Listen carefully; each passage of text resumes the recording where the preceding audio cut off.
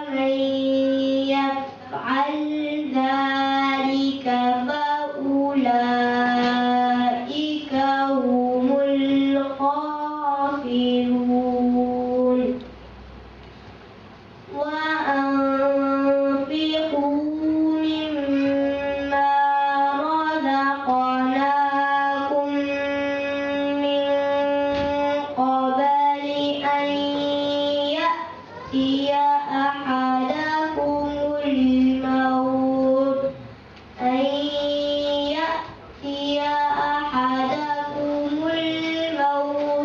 فيقول رب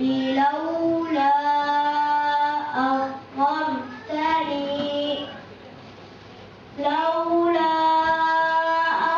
أخرتني إلى أجل قريب فأصدق وأكن من الصالحين ولن يؤخر الله نفسا إذا جاء أجلها والله خبير بما تعملون صدق الله العظيم.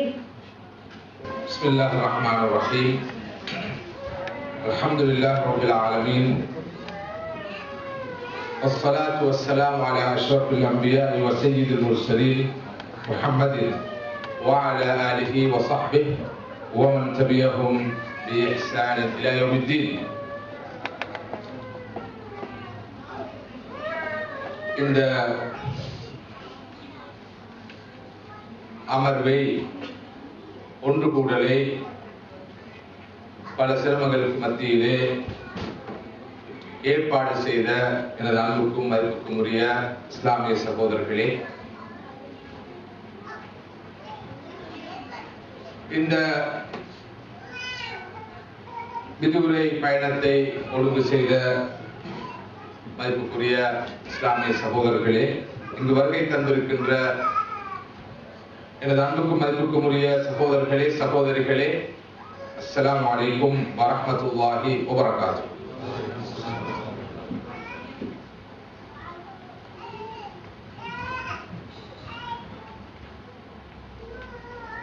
இங்கே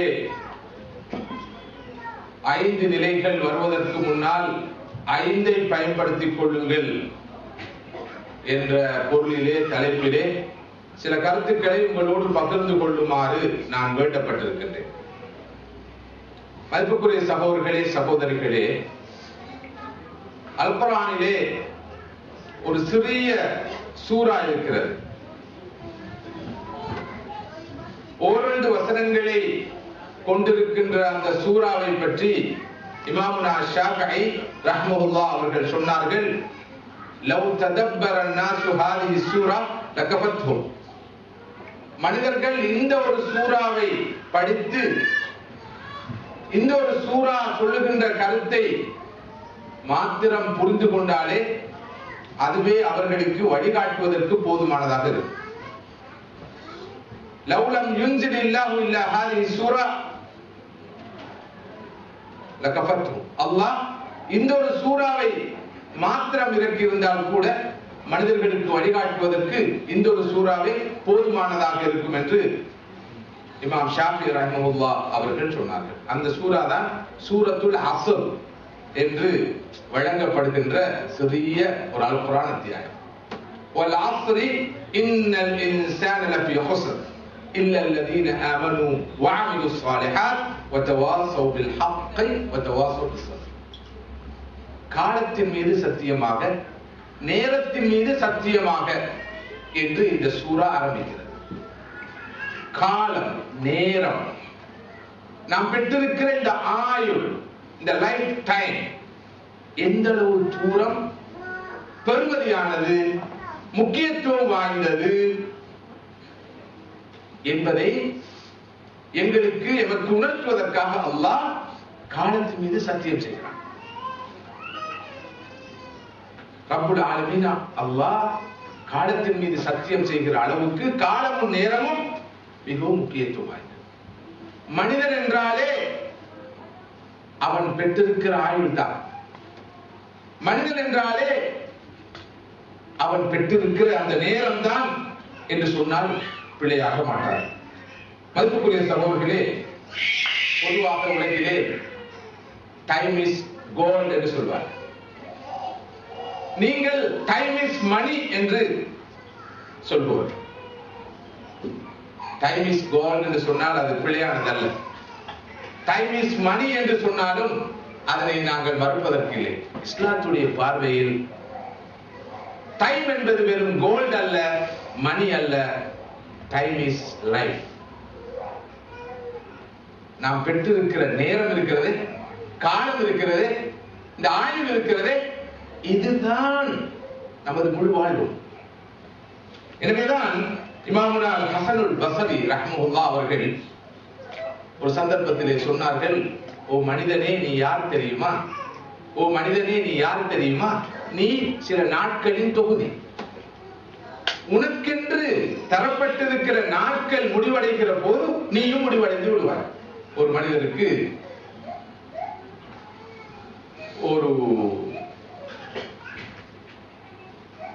லட்சம் நாட்கள் கொடுக்கப்பட்டிருக்கு, மற்றொருவருக்கு 1.5 லட்சம் நாட்கள் கொடுக்கப்பட்டிருக்கும், இன்னொருவருக்கு 2 லட்சம் நாட்கள் கொடுக்கப்பட்டிருக்கும், 3 லட்சம் நாட்கள் கொடுக்கப்பட்டிருக்கும். இப்படி சில லட்சங்கள், சில ஆயிரக்கணக்கான நாட்கள் ஒவ்வொருவருக்கும் கொடுக்கப்பட்டிருக்கு. எனக்கு தரப்பட்டிருக்கிற நாட்களின் எண்ணிக்கை எனக்கு தெரியாது. ஆனா நிச்சயமாக நான் நாட்களின் தொகுதி. எனக்கு என்று ஒதுக்கப்பட்ட தரப்பட்ட அந்த நாட்கள் முடிவடைய நானும் முடிவடைந்து எனக்குரிய நாட்கள் முழுமையடைகிற போது நான் இந்த உலகத்தை விட்டு பிரிந்து செல்ல. எனவே ஒவ்வொரு மனிதனும் சில நாட்களின் தொகுதியாக இருக்கிறார். நமது நாட்டிலே சொல்வார்கள், தமிழ் மொழியில் சொல்வார்கள், எல்லா மொழியிலும் இருக்கிற ஒரு வசனம் இருக்கிறது, இறுதி மூச்சை விட்டார். இறுதி மூச்சை விட்டார். இதன் பொருள் என்ன? அவருக்கு என்று கொடுக்கப்பட்ட ஒரு தொகுதி மூச்சுகள், ஒரு 10 கோடி மூச்சுகள், 20 கோடி மூச்சுகள், இப்படி ஒவ்வொருவருக்கும் மூச்சுகளுடைய தொகுதி கொடுக்கப்பட்டிருக்கிறது. ஒவ்வொரு மூச்சாக விட்டு விட்டு விட்டு கடைசியாக ஒரு மூச்சு எஞ்சி இருக்கும். அந்த இறுதி மூச்சை விட அவர் இந்த உலகத்தை விட்டு பிரிந்து சென்றார். எனவேதான் அவர் இறுதி மூச்சை விட்டார் என்று தமிழிலே நாங்கள் சொல்வதை பார்க்கிறோம். மதிப்புக்குரிய சகோதரர்களே, சகோதரிகளே, இந்த வகையிலே நானும் நீங்களும் பெற்றிருக்கின்ற இந்த ஆயுள், இந்த நேரம் இருக்கிறது, இதுதான் நமது வாழ்க்கை. யார் நேரத்தை வீணாக்குகிறாரோ உண்மையில் அவர் தன்னுடைய முழு வாழ்க்கையை வீணாக்கிக் கொள்கிறார். நேரத்தை கொள்ளுவது என்பது கில்லிங் டைம் என்று சொல்வார்கள். நேரத்தை கொள்ளுவது என்பது ஒரு மெதுவான தற்கொலை. ஒருவர் தன்னைத்தானே கட்டங்கட்டமாக மெதுவாக கொலை செய்து கொள்கிறார் என்பதுதான் அதன் பொருள். உலகத்திலே நடக்கின்ற பாவங்களுள், குற்றச் செயல்களுள் மிகப்பெரிய குற்றச் செயல் தான் நேரத்தை வீணாக்குவது. தான் பெற்றிருக்கிற இந்த பெருமதியான நேரத்தை வீணாக்குவது, பொருளை வீணாக்குவதை விட, காசை பணத்தை வீணாக்குவதை விட பயங்கரமான ஒரு குற்றம் என்பதை நாம் புரிந்து கொள்ள வேண்டும். இஸ்லாத்துடைய பார்வையிலே நேரம், ஒரு மனிதன் பெற்றிருக்கிற ஆயுள் மிக மிக பெருமதியானது. எனவேதான் அல்லாஹ் நேரத்தின் ஒவ்வொரு பகுதியையும் வைத்து சத்தியம் செய்கிறார். காலத்தின் மீது சத்தியமாக என்று சொன்ன அல்லாஹ், நேரத்தின் மீது சத்தியமாக என்று சொன்ன அல்லாஹ், வல் ஃபஜ்ர், காலை பொழுது மீது சத்தியமாக, அந்த காலை பொழுது நேரம் பெருமதியானது. வல்லை, இரவின் மீது சத்தியமாக, வத்துஹா, பகல் பொழுது மீது சத்தியமாக, வல் அஸ்ர், மாலை பொழுது மீது சத்தியமாக. ஒரு நாளுடைய ஒவ்வொரு பொழுதை வைத்து அல்லாஹ் சத்தியம் செய்கிறார். ஒவ்வொரு நாள் காலை பொழுதும் பெருமதியானது, முற்பகல் பெருமதியானது, பகல் பொழுது பெருமதியானது, மாலை நேரம் பெருமதியானது, இரவு நேரம் பெருமதியானது, ஒவ்வொரு நாளும் பெருமதியானது, ஒரு வாரமும் ஒவ்வொரு மாதமும் ஒவ்வொரு வருடமும் பெருமதியானது. உலகத்திலே எது கடந்து சென்றாலும் அதனை மீள பெறலாம். மீள பெற முடியாத ஒன்றுதான் கடந்து சென்ற கணப்பொழுதுகள் கடந்து சென்ற நிமிடங்கள், மணி நேரங்கள், நாட்கள், வாரங்கள், மாதங்கள், வருடங்கள், இவற்றை மீள பெற முடியாது. எனவே டைம் இஸ் மணி என்ற வாதம் பிழையானது. டைம் இஸ் கோல்ட் என்ற வாதமும் பிழையானது. ஏனென்றால் காசு கொடுத்து பணம் கொடுத்து எல்லாவற்றையும் வாங்கலாம், ஆனால் நேரத்தை வாங்க முடியாது, ஆயுளை வாங்க முடியாது. இஸ்லாத்தை நீங்கள் பார்த்தால் இந்த காலத்துக்கும் நேரத்துக்கும் எவ்வளவு முக்கியத்துவம் கொடுக்கப்பட்டிருக்கிறது. ஒவ்வொரு நேரத்துக்கும் ஒரு ஹக்கு இருக்கிறது. காலை நேரத்திலே நிறைவேற்ற வேண்டிய ஹக்கு சுபஹ் தொழுகை, பகல் நேரத்திலே நிறைவேற்ற வேண்டிய ஹக்கு ஒவ்வொரு தொழுகை, இடையிலே துஹாவுடைய நேரத்திலே ஒரு ஹக்கு நிறைவேற்றப்படுகிறது, மாலை நேரத்தில் நிறைவேற்றப்படுகிறது, இரவு நேரத்தில் நிறைவேற்றப்படுகிறது, வாராந்தம் நிறைவேற்றப்படுகிறது, மாதத்துக்குரிய ஹக்கு நிறைவேற்றப்படுகிறது, வருடத்துக்குரிய ஹக்கு நிறைவேற்றப்படுகிறது. எனவே இந்த காலம் நேரம் பற்றிய பிரக்ஞை, கான்சியஸ் அதிகமாக உள்ளவர்கள் தான் முஸ்லிம்கள். எப்போதும் அவர்கள் காலத்தை, நேரத்தை, வாயுளை மிக கவனமாக பார்ப்பார்கள். இன்ன ஸலாத்த கானத் அலல் முஃமினீன கிதாபம் மௌகூதா. தொழுகை என்பது நேரம் குறிப்பிடப்பட்ட ஒரு வணக்கமாகும் என்று அல்லாஹ் சொல்றார். நேரம் குறிப்பிடப்பட்ட வணக்கம். ஒரு முஸ்லிமிடம் இருக்கின்ற பங்க்சுவாலிட்டியை, நேரம் தவறாமை உலகத்தில் வேறு யாரும் பார்க்க முடியாது. ஒரு முஸ்லிம் எப்போதும் நேரத்துக்கு வேலை செய்வார். சில ஆண்டுகளுக்கு முன்னால் ஒரு டெக்னிக்கல் காலேஜுடைய ஒரு நிகழ்ச்சிக்காக நான் போயிருந்தேன். நமக்கு வேண்டிய ஒரு டெக்னிக்கல் காலேஜ் என்று வைத்துக் கொள்ளுங்கள். அதனுடைய அதிபர் சொன்னார், சரியாக 10:30 மணிக்கு நிகழ்ச்சி ஆரம்பமாகும். நான் 10 மணிக்கு போய்விட்டேன். ஆனால் 10:30 மணியாக நிகழ்ச்சி ஆரம்பிக்கப்படவில்லை, 11 மணியாகவும் ஆரம்பிக்கப்படவில்லை, சுமார் 12 மணிக்கு நிகழ்ச்சி ஆரம்பிக்கப்பட்டது. நான் காலை உணவு பிரேக்ஃபாஸ்ட் சாப்பிட்டு இருக்கவும் இல்லை. கொஞ்சம் உடம்பும் சூடாக இருந்தது, மூளையும் சூடாக இருந்தது, கொஞ்சம் உணர்வும் சூடாகத்தான் இருந்தது. இதே அதிபர் சில வாரங்களுக்கு முன்னால் என்னிடம் ஒரு சந்தர்ப்பத்தில் சொன்னார், முஸ்லிம்களிடம் நேரத்தை பேணுகிற தன்மை இல்லை, அதை படிக்க வேண்டும் என்றால் ஆங்கிலேயரிடம் தான் படிக்க வேண்டும், இங்கிலீஷ்காரனிடம் தான் பங்க்சுவாலிட்டியை படிக்க வேண்டும் என்று அவர் சொன்னது ஞாபகம் இருந்தது. எனது உரையை ஆரம்பிக்கிற போதே சொன்னேன், நேரம் தவறாமை, பங்க்சுவாலிட்டியை படிக்க வேண்டுமா, பள்ளிவாசல் முஅzziniடம் போய் படிங்க. உலகமே மறுபக்கம் நின்றாலும், நாட்டிலே ஊரடங்கு சட்டம் கர்ஃபியூ போடப்பட்டிருந்தாலும், நேரத்தை பார்த்து சரியாக அதான் சொல்வார், நேரத்தை பார்த்து சரியாக காமத்து சொல்வார். பள்ளிக்கு செல்கின்ற ஒரு மனிதன் தான், ஐங்கால தொழுகை தொழுகிற ஒரு மனிதன் தான், ரமதானின் நோன்பு நோக்கிற ஒரு மனிதன் தான் உலகத்திலே மிகவும் பங்க்சுவலான ஒருவனாக இருப்பான், இருக்க வேண்டும். ஆனால் அவர்கள் இருக்கிறார்களா என்பதுதான் பிரச்சனை. இவ்வளவு பயிற்சியை பெறுகின்ற, இந்த அளவு நாளாந்தம் நேரம் தவறாமை என்ற இந்த பண்பை பெறுகின்றவர்கள் எந்த அளவு தூரம் பங்க்சுவலாக நடந்து கொள்கிறார்கள் என்பதுதான் கவலைக்குரிய நிலைமை. மதிப்புக்குரிய சகோதரர்களே, இந்த உலகத்திலே அல்லாஹ் நமக்கு தந்திருக்கிற 2 பெரும் அருட்கொடைகள் ஸல்லல்லாஹு சொன்னார்கள். நிஅமத்தானி, 2 பெரும் அருட்கொடைகள், 2 blessings. ஆனால் அதிகமான மக்கள் இந்த 2 அருட்கொடைகள் அதன் பெருமதியை விளங்காமல் இருக்கிறார்கள். ஒன்று அஸ்ஸிஹா, உடல் ஆரோக்கியம், ஹெல்த், குட் ஹெல்த். உலகத்தில் நாம் பெற்றிருக்கிற மிகப்பெரிய ஒரு அருட்கொடை, இதன் பெருமதியை பலர் உணராமல் இருக்கிறார்கள். இரண்டாவது வல்ஃபரா, ஓய்வு, ஃப்ரீ டைம்.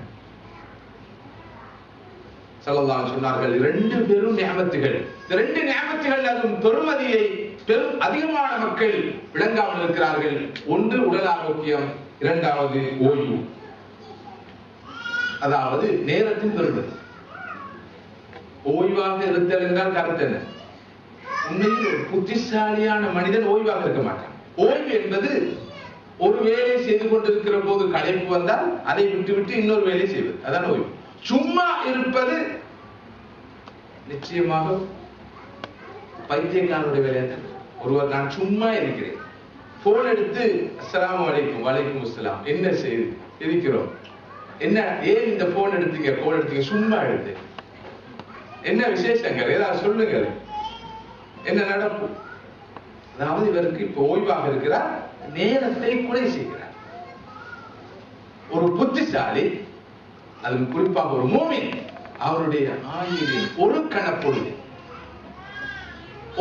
ஒரு செகண்டை கூட, ஒரு மில்லி செகண்டை கூட வீணாக்குவனாக இருக்க மாட்டான் என்பதுதான் உண்மை. மதிப்புக்குரிய சகோதரர்களே சகோதரிகளே, ஸல்லல்லாஹு அலைஹி வஸல்லம் அவர்கள் சொன்னார்கள், இக்தனிம் ஹம்ஸன் கப்ல ஹம்ஸ், 5 நிலைகள் வருவதற்கு முன்னால் 5 நிலைகளை பயன்படுத்திக் கொள்ளுங்கள். ஷபாபக கப்ல ஹரமிக், முதுமை வருவதற்கு முன்னால் உனது இளமையை பயன்படுத்திக் கொள். வஸஹதக கப்ல ஸகமிக், நோய் வருவதற்கு முன்னால் உனது உடல் ஆரோக்கியத்தை பயன்படுத்திக் கொள். வகினாக கப்ல ஃபக்ரிக், வறுமை வருவதற்கு முன்னால் வசதியான நிலையை, செல்வ நிலையை பயன்படுத்திக் கொள். வஃபராகக கப்ல ஷுக்லிக், சோழி வேலை வருவதற்கு முன்னால் ஓய்வை பயன்படுத்திக் கொள். வஹயாதக கப்ல மௌத்திக், மரணம் வருவதற்கு முன்னால் உனது வாழ்க்கையை நீ பெற்றிருக்கிற இந்த ஆயுளை பயன்படுத்திக் கொள் என்று ஸல்லல்லாஹு அலைஹி வஸல்லம் அவர்கள் சொன்னார். இந்த ஹதீஸிலே முதலாவதாக சொல்லப்பட்டிருக்கிற விஷயம் என்ன? ஷபாபக கப்ல ஹரமிக், முதுமை வருவதற்கு முன்னால் உனது இளமையை பயன்படுத்திக் கொள். அல்லாஹ் சுப்ஹானஹு வ தஆலா ஒரு மனிதனுக்கு கொடுத்திருக்கிற மிக முக்கியமான மற்றொரு நியமத்து தான் இளமை. குழந்தை பருவம் பலவீனமான பருவம், முதுமை பருவமும் பலவீனமான பருவம். ஒரு மனிதனுடைய ஆயுளிலே பிசிக்கல் ஸ்ட்ரென்த், பிசிக்கல் எனர்ஜி உள்ள பருவம் எந்த பருவம்? இளமை. திடகாத்திரமான பருவம், சுறுசுறுப்பான பருவம், துடிப்புள்ள பருவம், எதையும் சாதிக்கக்கூடிய பருவம். மனித வாழ்க்கையிலே மிக பெருமதியான பருவம் தான் இளமை பருவம். எனவேதான் வயது போன ஒவ்வொருவரும் எதை விரும்பாத போதும் ஒன்றை விரும்புவார்கள், லைத்த ஷபாப யஊத், இளமை மீண்டும் திரும்பி வராதா, இளமை மீண்டும் திரும்பி வராதா என்று ஏங்காத எவரும் இல்லை. இளமை இழந்தவர்கள் இளைஞர்களை போலவாவது குறைந்தபட்சம் நடக்க எடுக்கும் முயற்சிகளை பற்றி நான் சொல்லி நீங்கள் விளங்க வேண்டிய தேவை இருக்காது. நான் அந்த அளவுக்கு இளமை பெருமதியானது, முக்கியத்துவம் வாய்ந்தது. இந்த இளமையை நாசமாக்கியவர், வீணாக்கியவர் உண்மையிலே மிகப்பெரிய துரிஸ்தசாலியாக இருப்பார். பாவத்திலே அல்லாஹ்வை மறந்து, அல்லாஹ்வுக்கு மாறு செய்து, குற்றச்செயலில் ஈடுபட்டு யார் இளமையை வீணாக்கி கொண்டாரோ அவரை போல ஒரு துர்பாக்கியசாலி வேறு யாரும் நிச்சயமாக இருக்க முடியாது. மதிப்புக்குரிய சகோதரர்களே சகோதரிகளே, மறுமையிலே மஹ்ஷரிலே நிழலே இல்லாத அந்த நாளிலே அல்லாஹ் சுப்ஹானஹு வ தஆலா 7 கூட்டத்தாருக்கு அர்ஷின் கீழ் நிழல் பெறக்கூடிய வாய்ப்பை கொடுக்கிறார். அந்த 7 கூட்டத்தாரிலே ஒரு கூட்டத்தார் யார்? வஷாபுன் நஷா ஃபி இபாதத்தில்லாஹ், அல்லாஹ்வுக்கு மாறு செய்யாமல் அவனை வணங்கி வழிபட்டு தனது இளமை பருவத்தை கழித்த இளைஞன். இளமை பருவத்தை நல்ல முறையில் கழித்த, அல்லாஹ்வுக்கு மாறு செய்யாமல் கழித்த, பாவங்கள் செய்யாமல் கழித்த, தீமைகள் ஈடுபடாமல் கழித்த இளம் பருவத்தை பக்தியுள்ள பருவமாக, பேணுதலான பருவமாக, ஒழுக்கமுள்ள பருவமாக, நன்னடத்தை உள்ள பருவமாக யார் ஆக்கிக் கொண்டாரோ அவர் மறுமையிலே அந்த மஹ்ஷரிலே நிழலே இல்லாத அந்த நாளிலே அர்ஷின் கீழ் நிழலை பெறுவார் என்ற சுப செய்தியை ரசூலுல்லாஹி ஸல்லல்லாஹு அலைஹி வஸல்லம் சொன்னார். மதிப்புக்குரிய சகோதரர்களே சகோதரிகளே, ஒரு கவலையான விஷயம், இன்று நமது இளைஞர்கள் யுவதிகளுடைய ரோல் மாடல்ஸ், அடையாள புருஷர்களாக யார் இருக்கிறார்கள்? நமது இளைஞர்களை யுவதிகளை அணுகி கேளுங்கள், உங்களுடைய ரோல் மாடல்ஸ் யார் என்று. நடிகர்களை, நடிகைகளை, கலைஞர்களை, பாடகர்களை, பாடகிகளை, விளையாட்டு வீரர்களை, வீராங்கனைகளை, மொடல்களை, இவர்களைத்தான் இவர்கள் தங்களது ரோல் மாடல்ஸா எடுத்துக்கொண்டிருக்கிறார்கள். எனக்கு ஞாபகம் இருக்கிறது, சில ஆண்டுகளுக்கு முன்னால் அட்வான்ஸ் லெவல் படித்துக் கொண்டிருக்கிற மேல் வகுப்பு மாணவர்களுக்கான ஒரு லீடர்ஷிப் ட்ரைனிங் ப்ரோக்ராமுக்கு நான் போயிருந்தேன். அந்த இளைஞர்களை கொஞ்சம் பரிசோதித்து பார்க்க வேண்டும் என்பதற்காக ஒவ்வொருவரும் தத்தமது ரோல் மாடல்ஸை சொல்லுமாறு கேட்டேன். ஒவ்வொருவரும் எழுந்து என்னுடைய ரோல் மாடல் யார் என்பதை சொல்ல வேண்டும். அப்போது அந்த இளைஞர்கள் மிகவும் சுதந்திரமாக சொன்னார்கள். சில கிரிக்கெட் வீரர்களை சிலர் சொன்னார்கள், ஃபுட்பால் வீரர்களை மட்டும் சிலர் சொன்னார்கள், நடிகர்களை, நடிகைகளை, பாடகர்களை, பாடகிகளை, சிலர் அறிஞர்களை, விஞ்ஞானிகளை எல்லாம் தத்தமது ரோல் மாடல்களாக சொன்னார்கள். ஒரு பையனுக்கு மாத்திரம் என்னை தனிப்பட்ட முறையில் நன்கு தெரியும். இவன் எழும்பி, தம்பி உங்களுடைய ரோல் மாடல் யார்? ரசூலுல்லாஹி ஸல்லல்லாஹு அலைஹி வஸல்லம். மாட்டிக்கொண்டான் பையன். முன்னாள் வருமாறு அழைத்தேன். தம்பி உண்மையிலேயே உங்களது ரோல் மாடல் ரசூலுல்லாஹி ஸல்லல்லாஹு அலைஹி வஸல்லம் அவர்கள் தானா? ரசூலுல்லாஹி ஸல்லல்லாஹு அலைஹி வஸல்லம். ரோல் மாடல் என்றால் யாருன்னு தெரியுமா என்று ரோல் மாடலுக்குள்ள விளக்கத்தை சொன்னேன். இப்போது சொல்லுங்கள், ரசூலுல்லாஹ் தானா உங்களுடைய ரோல் மாடல்? இல்ல சார், நீங்க அந்த விடயத்தானே எதிர்பார்த்திருப்பீங்க. நான் தான் சொல்றேன். சரி, அந்த விட வாழும். உண்மையிலே உங்களோட ரோல் மாடல் யார் என்று சொன்னவுடன் ஷுவைப் அக்தார் என்று சொன்னார். ரசூலுல்லாஹ்ல இருந்து ஒரு ஜம்ப். ரசூலுல்லாஹ்ல இருந்து, குர்ஆன் சுன்னால இருந்து அந்த கம்பு துண்டை நோக்கி போல குஞ்சை நோக்கி வந்துட்டான். ஒரு கம்பு துண்டு, ஒரு போல குஞ்சு. அவர்தான் ரோல் மாடல். அதான் உண்மை. மதிப்புக்குரிய சகோதரர்களே, சகோதரிகளே, எந்த அளவுக்கு இது ஃபேஷனாக மாறி இருக்கு என்று சொன்னால், இப்படிப்பட்ட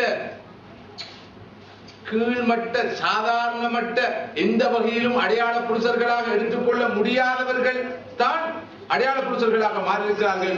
அவர்களை ரோல் மாடலாக வைத்துக் கொள்வதால் பெருமையாக இருக்கிறது. தம்பி, இந்த ஹேர் கட், இது அந்த என்ன பண்ணி அவருடைய வித்தியாசமான ஒரு தாடி வச்சுக்கிறீங்க. ரசூலுல்லாஹ் தாடியா? இல்ல, இது இப்ப லேட்டஸ்ட். யாருல? இன்னாருடையது. இந்த உடுப்பு இன்னாருடையது. இந்த ஹேர் ட்ரெஸ் இன்னாருடையது. பெண்களை பொறுத்தவரையில் வரக்கூடிய ஒவ்வொரு நகைக்கும் ஒரு நடிகையிட பேர், வரக்கூடிய ஒவ்வொரு சாரிக்கு ஒரு யாராவது ஒரு பிரபல்யத்தின் பேர், செலிபிரேட்டிவ் என்ற பேரிலே எந்த தரமும் இல்லாத, நான் யாரையும் கொச்சைப்படுத்த விரும்பவில்லை, ரோல் மாடல்ஸ்களாக எடுத்துக்கொள்வதற்குள்ள எந்த தகுதியும் இல்லாதவர்கள் தான் ரோல் மாடல்ஸ். இளமை பருவம் எப்படி சீரழிகிறது, வீணாகிறது, பாழா போகிறது, எங்களை நஷ்டவாளிகளாக மாற்றுகிறது என்பதை கொஞ்ச நேரம் இருந்து முஹாசபா செய்து பார்த்தாலே விளங்கும். எமது ஆடை அணிகலன்களாக இருக்கலாம், பழக்க வழக்கங்களாக இருக்கலாம், நாம் நுகரும் உணவு வகைகளாக இருக்கலாம், வீட்டில் இருக்கிற பொருட்களாக இருக்கலாம், அலங்கார பொருட்களாக இருக்கலாம், எல்லாம் இந்த காலத்து சில குறிப்பிட்ட ஆட்களால் அறிமுகப்படுத்தப்படுகின்றன. எனவேதான் எனக்கு பாருங்கள், பொருட்களுக்கு விளம்பரம் கொடுக்கும் போது இவ்வளவு உலகத்தில் எவ்வளவு அறிஞர்கள் இருக்கிறார்கள், மகான்கள் இருக்கிறார்கள், விஞ்ஞானிகள் இருக்கிறார்கள். இந்த உலகம் வாழ்கிறது என்றால் அதற்கு வழிவகுத்தவர் இருக்கிறார்கள், சீர்திருத்தவாதிகள் இருக்கிறார்கள், பெருந்தகைகள் இருக்கிறார்கள், சிந்தனையாளர்கள் இருக்கிறார்கள், உலகின் போக்கே திசை திருப்பி இருக்கிறார்கள். யாரையாவது விளம்பரத்துக்கு போடுகிறார்களா? அட்வர்டைஸ்மெண்ட்டுக்கு யார் வச்சு கொண்டிருக்கிறார் சோப்பை? ஒரு கிரிக்கெட் பிளேயர், அவர் பாய்க்கிற சோப். யார் டி ஷர்ட்டை போட்டுக் கொண்டிருக்கிறார்? ஒரு நடிகர்.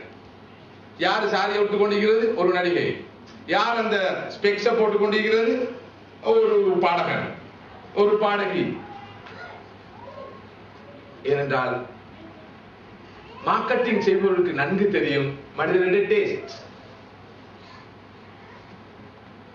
இத்தகையவர்கள் தான் நமது அடையாள புருஷர்களாக, வழிகாட்டிகளாக, முன்மாதிரிகளாக மாறுகிறார்கள். இது ஒரு யதார்த்தமா இல்லையா? ஆனால் பள்ளிக்கு வந்து அல்லாஹு அக்பர், அல்லாஹ் தான் மிகப்பெரியவன், ரசூலுல்லாஹ்வுக்காக உயிரை கொடுப்போம். பேஸ்புக்ல இருந்து ரசூலுல்லாஹ்வுடைய அந்த ரசூலுல்லாஹ்வை திட்டுகிற அந்த பகுதி எடுக்கப்பட வேண்டும் என்ற விருப்பங்கள் உண்டு.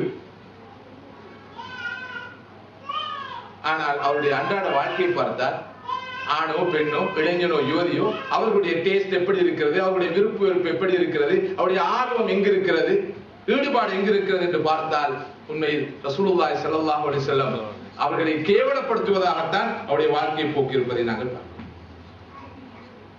நமது இளைஞர்களுக்கு யுவதிகளுக்கு இப்ராஹிம் என்ற இளைஞரை அறிமுகப்படுத்தி இருக்கிறோமா? யூசுப் என்ற இளைஞரை அறிமுகப்படுத்தி இருக்கிறோமா? தாரிக் பின் ஜியாதையும் முஹம்மது அல் ஃபாத்திஹையும் முஸ்அப் இப்னு உமைரையும் அறிமுகப்படுத்தி இருக்கிறோமா? முஹம்மதின் காசிமை அறிமுகப்படுத்தி இருக்கிறோமா? எங்கே இந்த ரோல் மாடல்ஸ்கள்? நமது சஹாபாக்கள், தாபிஈன்கள், தபு தாபிஈன்கள். தெண்டுல்கர் இதுவரைக்கும் எத்தனை ரன்ஸ் எடுத்திருக்கிறார் கேட்டால் எல்லா இளைஞர்களும் போதாக்குறைக்கு யுவதிகளும் சரியா சொல்வார்கள். எத்தனை வேர்ல்ட் ரெக்கார்ட்ஸ் வச்சிருக்கிறார் சொல்வார்கள். இமாம் ஷாஃபி ரஹ்மத்துல்லாஹி அவர்களுடைய சாதனை என்னன்னு கேட்டால் அவர் யாரு என்று கேட்பார். கேள்விப்பட்டிருக்கோம் சொல்வார். எந்த அளவுக்கு மட்ட ரகமான ரசனை உள்ளவர்களாக இன்றைய நமது இளைஞர்களும் யுவதிகளும் மாறி இருக்கிறார்கள் என்று பாருங்கள். நான் கிரிக்கெட்டை தாழ்த்தியோ உயர்த்தியோ பேசவில்லை. எந்த அளவு தூரம் எமது டேஸ்ட் ரசனை குறைந்திருக்கிறது. நாங்கள் அஹ்ரினை ரசிகர்களாக இருக்கிறோம், அல்லாஹ் உயர்நிலையாக படைத்திருக்கின்ற போது என்று பார்க்க அதை வைத்து பெருமைப்படுகிற ஒரு சமுதாயமாக இருக்கிறோம். இப்ராஹிம் அலைஹிஸ்ஸலாத்து வஸ்ஸலாம் என்ற ரோல் மாடலை குர்ஆன் நமக்கு சொல்கிறது. 12 வயதிலே, வயது 12, அவர்கள் சத்தியத்தை தேடுகிறார்கள். நான் யார், நான் எங்கிருந்து வந்தேன், நான் எங்கு செல்வேன், நான் இந்த உலகத்தில் என்ன செய்ய வேண்டும் என்று சத்தியத்தை தேடுகிறார்கள். அல்லாஹ்வை கண்டுகொள்கிறார்கள், அடையாளம் காண்கிறார்கள். 14 வயதிலே தனது தந்தைக்கு அவர்கள் தௌஹீதின் பால், ஓரிரை கொள்கையின் பால் அழைப்பு கொடுக்கிறார்கள், தஅவாவில் ஈடுபடுகிறார்கள். வயது 14. நமது 14 வயது இளைஞர்கள் எங்கே இருக்கிறார்கள்? ஒருவர் கம்ப்யூட்டர்ல இருப்பார், அடுத்தவருடைய கையில ஒரு கேம் இருக்கும், மூன்றாவது கிரவுண்ட்ல பேட்டையும் போலையும் வச்சு கொண்டு இருப்பார், அடுத்தவர் ஃபுட்பால் அடிச்சு கொண்டு இருப்பார், இன்னொருவர் அரட்டை அடிச்சு கொண்டு இருப்பார், அடுத்தவர் டிவியை போட்டு ஒரு சினிமா படத்தை அல்லது ஒரு டெலிடிராமாவை பார்த்து கொண்டு இருப்பார். இதான் இன்றைய 14 வயது இளைஞருடைய நிலைமை. ஆனால் இப்ராஹிம் என்ற அந்த முன்மாதிரி இளைஞன், அந்த ரோல் மாடல், சூப்பர்மேன் அல்ல, ஸ்பைடர்மேன் அல்ல, இப்ராஹிம் என்ற அந்த அடையாள புருஷர் 14 வயதிலே தன்னுடைய தந்தைக்கு சத்தியத்தை எடுத்து சொல்கிறார். அதன் விளைவுகளுக்கு முகம் கொடுக்கிறார். நபி இப்ராஹிம் அலைஹிஸ்ஸலாத்து வஸ்ஸலாம் அவர்கள் நெருப்பு குண்டத்திலே எரியப்பட்ட போது, தூக்கி போடப்பட்ட போது அவர்களுக்கு வயது 16. 16 வயதிலே சத்தியத்துக்காக குரல் கொடுத்து நபி இப்ராஹிம் அலைஹிஸ்ஸலாத்து வஸ்ஸலாம் அவர்கள் நெருப்பு குண்டத்திலே தூக்கி எறியப்படுகிறார்கள். நமது இளைஞர்கள் 16 வயதிலே நெருப்புக்கு செல்வதற்கு தயார்படுத்தப்பட்டு வருகிறார்கள். நெருப்புக்கு செல்வதற்கு, நெருப்பில் நுழைவதற்கு, நரகில் நுழைவதற்கு தயார்படுத்தப்படுகிறார்கள் 16 வயதிலே. இதுதான் உண்மையான நிலைமை. எந்த அளவு தூரம் இளமை பாழ்படுத்தப்படுகிறது. இந்த இடத்திலே சற்று நேரம் கண்களை மூடி, இங்கே இருக்கிற இளைஞர்களும் சரி, இளமையை கழித்து முடித்து முதுமையை நெருங்கிக் கொண்டிருப்பவர்களும் சரி, மறுமையில் மஹ்ஷரில் அந்த நிழலே இல்லாத பயங்கரமான நாளிலே அல்லாஹ் சுப்ஹானஹு வ தஆலா ஒரு இளைஞர் கூட்டத்துக்கு தன்னுடைய அரசின் கீழ் நிழல் பெறக்கூடிய வாய்ப்பை கொடுப்பான். அந்த கூட்டத்தில் நான் இருப்பேனா இல்லையா? ஷாபு நஷா ஃபி இபாதத்தில்லாஹ், அல்லாஹ்வுக்கு மாறு செய்யாமல், பாவங்களில் ஈடுபடாமல், ஒழுக்கமாக பண்பாடாக வளர்ந்த ஒரு இளைஞர். மதிப்புக்குரிய சகோதரர்களே, எந்த அளவு தூரம் இதற்கு சாதகமான பதில் கிடைக்கும் என்பதை நினைத்து பார்க்க வேண்டும். ஆடி அடங்கி ஒடுங்கி அதற்கு பின்னால் கையிலே தஸ்பீஹ் மணி கோர்வை எடுத்து சுப்ஹானல்லாஹ் சுப்ஹானல்லாஹ் என்று சொல்லி சுவனம் நுழைய முயற்சிக்கின்றவர்களைத்தான் அதிகம் காண்கிறோம். இளமை பருவத்தை பாழ்படுத்தி விட்டு வீணாக்கி, குறைந்தபட்சம் நாம் எமது முதுமையை, நமது இளமையை சரியாக பயன்படுத்தாத போதிலும் நமது அடுத்த எதிர்கால தலைமுறையினரையாவது சரியாக வழிநடாத்த நாங்கள் கடமைப்பட்டிருக்கிறோம். யூசுப் அலைஹிஸ்ஸலாத்து வஸ்ஸலாம் என்ற இளைஞரை எடுத்துக்கொண்டோம். இப்ராஹிம் அலைஹிஸ்ஸலாத்து வஸ்ஸலாம் அவர்கள் தனது இளமை பருவத்திலே எதிர்நோக்கிய சவால்கள், சத்தியத்தை எடுத்துச் சொல்வதற்காக அவர்கள் எதிர்நோக்கிய பிரச்சனைகள் எத்தனை எத்தனை எத்தனை புலப்பெயர்வுகள். அவர்கள் ஈராக்குக்கு ஹிஜ்ரத் செய்தார்கள், எகிப்துக்கு ஹிஜ்ரத் செய்தார்கள், ஷாமுக்கு ஹிஜ்ரத் செய்தார்கள், பலஸ்தீனத்துக்கு ஹிஜ்ரத் செய்தார்கள், மக்காவுக்கு வந்தார்கள். ஒரு ஊரிலிருந்து இன்னொரு சத்தியத்தை நிலைநாட்டுவதற்காக. நாம் அப்படித்தான் ஆரம்பத்தில் குவைத்துக்கு போனோம், அங்கிருந்து சவுதிக்கு போனோம், அங்கிருந்து ஜெர்மனுக்கு போனோம், அங்கிருந்து சுவிஸுக்கு வந்தோம், சுவிஸ்ல இருந்து ஆஸ்திரேலியாவுக்கு வந்திருக்கிறோம். இப்ராஹிம் அலைஹிஸ்ஸலாம் அவர்களும் 5 ஹிஜ்ரத்துகள், நாங்களும் 5 ஹிஜ்ரத்துகள். நான் பிள்ளைன்னு சொல்லல இந்த ஹிஜ்ரத்தை. ஆனால் உலகத்திலே நான் சத்தியத்தில் வாழ வேண்டும், அடுத்தவர்களுக்கும் இந்த சத்தியத்தை கொடுக்க வேண்டும் என்பதற்காக என்ன தியாகம் செய்திருக்கிறோம். இப்ராஹிமிய பரம்பரை என்று சொல்கிறோம், நபி இப்ராஹிமுடைய மார்க்கம் என்று சொல்கிறோம், மில்லத் இப்ராஹிம் என்று சொல்கிறோம். ஆனால் அந்த இப்ராஹிம் அலைஹிஸ்ஸலாம் அவர்கள் நமது இளைஞர்களுக்கு, யுவதிகளுக்கு எந்த அளவு ரோல் மாடலாக இருக்கிறார்கள். நாம் பார்க்கிற கார்ட்டூன்கள், நாம் பார்க்கிற சினிமா படங்கள், நாம் கேட்கிற பாடல்கள், நாடகத் தொடர்கள், இவற்றிலே இப்ராஹிமிய அந்த பாத்திரம் எந்த அளவு தூரம் சித்தரிக்கப்படுகிறது.